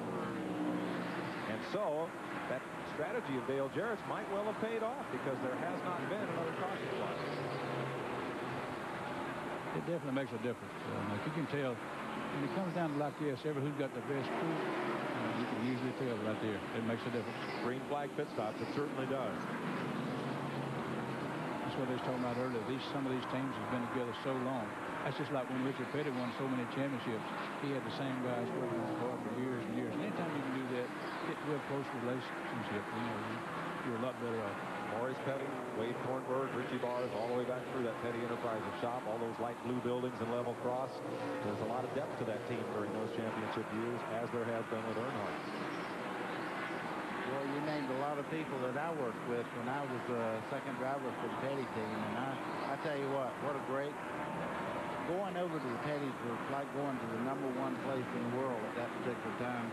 But I left a great race team, too, with the Cotton Orange. It was just a reduction of the amount of teams that Dodge and Plymouth was going to have, and Cotton did a lot for David Pearson and for me. Terry Labonte leads. Earlier we told you Michael Waltrip had spent a lot of time in the garage making repairs. He came back on the track 37th. There's his brother Darrell, who's 10th in the points. Michael is 11th in the points. There's Mark Martin, his second place car. Here's Michael. How much did he gain? 1 spot. He is 36. He gained 3 points by getting back out on the track, but you never know when those 3 points are going to be very crucial. Well, you never know what's going to happen from here to the end of the race or anything else. Bobby Labonte is very high up in the middle of turn 3, but he got it back down in the groove, but he come very close to hitting the wall just now. Will stay green. Jeff Bodine right behind Terry Labonte. It's not been a good day for the Hoosier shod cars. Bodine is 2 laps down in 8th place.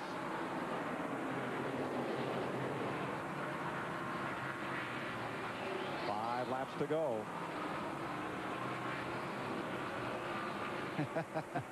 They look pretty icy there on pit road, too. I was just fixing to say, boy, the crew's about as cool as the driver. That's quite a combination there. One thing this guy does not do, he does not give a race away by being too over-anxious or anything. He's a very smart race car driver, and he deserves any win he ever gets. That's the reason they call him the Iceman. And Mark Martin has driven his heart out today. And this second-place finish should help Mark Martin really close down on Rusty Wallace for second in the points. There's car owner Jack Roush on the right, team manager Steve Neal on the left. Rusty Wallace is in 17th place, and Mark Martin right now is in second spot. And that'll probably knock out about half of Rusty's advantage from second to third in the point standing. Kenny Schrader came in here 4th in the points. He's back in 16th position. And 5th place point man Ricky Rudd. I can't find on the scoring monitor. There he is, 7th place. Excuse me.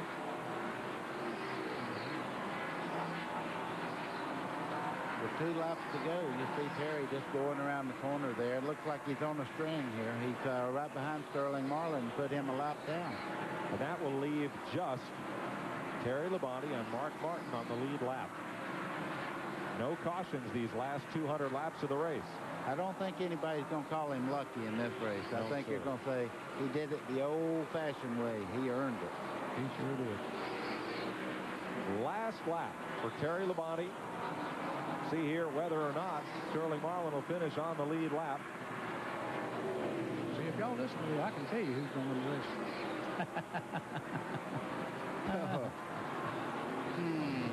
Oh, way to go, Mr. Pearson. 4th turn, Terry Labonte will pick up his 13th career victory. 6 super speedway wins, 5 on the short tracks, and 2 on road courses. And it's the 5th win of the season for Hendrick Motorsports and the 38th of car owner Rick Hendrick's career. Margin of victory, 3.16 seconds over Mark Martin. In 2nd place, Sterling Marlin just does finish on the lead lap in 3rd. Ted Musgrave gets 4th, and Jeff Gordon is 5th. We'll meet the winner after this.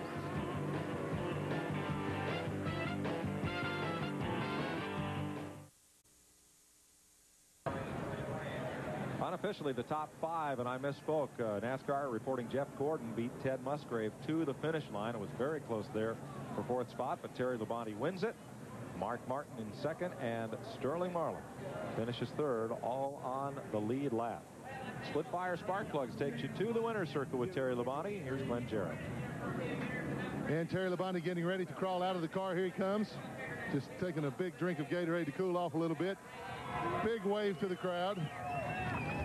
Terry, for the 3rd time this year, for the first time in your career more than twice, congratulations. 3 victories this year. You had a totally awesome car. Well, it was really good. You know, we were pretty good early in the race, and I tell you what, Mark was a little bit better than us there for a long time. crew made some adjustments on the pit stop and got this Kellogg Chevrolet really hooked up, and we were able to get by him there and hold him off. We had some great pit stops. Just can't say enough for our sponsor, Kellogg's, Frosted Mini Wheats, GMAC, Valvoline, Chevy, Goodyear, all the guys that have helped us out. Got to wish Papa Joe happy birthday. That was a great day for us. Well, it was a great day, and it's been a great season for you. Since your move over here to Hendrick Motorsports in this car, you have really come back strong. Well, it's it's a great team, and I just got to thank Rick Hendrick and Jimmy Johnson for giving me the opportunity to drive for them, and Gary Dehart and all the guys that I knew before, and really worked hard to get me over there, and it was great, and I really appreciate it. I see a lot of rubber on underneath your car there. It looks like the tires were really wearing out fast. I mean, they ran good for you, but the track looked like it was really slick. Well, it was a little bit slick. I don't know. Our car really works good on a flat racetrack, and of course we worked hard at getting it that way, and it really works good. Goodyear tires were great all day long. We didn't have a bit of problem, and it just went good. Well, congratulations to Terry Labonte. He always runs good on a flat racetrack, particularly a flat, slick racetrack. Now let's go to Randy Pemberton with the Miller Pit Crew Award for the race. Well, as we took a vote around, I don't think there's anyone we can give it to besides this team of Terry Labonte's and crew chief Gary Dehart. On behalf of everybody here at TNN, the Miller Genuine Draft Pit Crew Award of the race, you guys did a fantastic job for him today. Yeah, I tell you what, that car is that's the only car we've had that's won 3 races like that, and the crew done a heck of a job. All the guys back in the shop done a real good job, and I really appreciate this from Miller Genuine Draft. Okay, congratulations, Ed. Thank you, I appreciate it. I'd like to make it a habit. Okay, I hear you. One other note on these guys, this team, Terry Labonte, has won more races, big-time races in NASCAR this year than anybody but Rusty Wallace. He has 7 victories, so these guys really helped Terry this year. Thank you, Randy. There's the mob scene in Victory Lane. We had 2 calls on the 800 number. How to get the job changing all the hats in Victory Lane that old Broderick has. Broderick even has his own T-shirt and his own cap. I guess you're a legend when that happens. Let's show you that finish for 4th place between Jeff Gordon and Ted Musgrave. And you can see maybe why I got a little confused as they came off turn 4. Musgrave had it, but Gordon battled back on the outside. There it is at the stripe. Jeff Gordon finishes 4th, and Ted Musgrave gets his 3rd career-high 5th place finish. 4th 5th place finish of his career. Good run for Musgrave today. Well, the Winston Cup point standings will jumble just a bit. We'll show you that when we come back and have a lot more from Phoenix after this.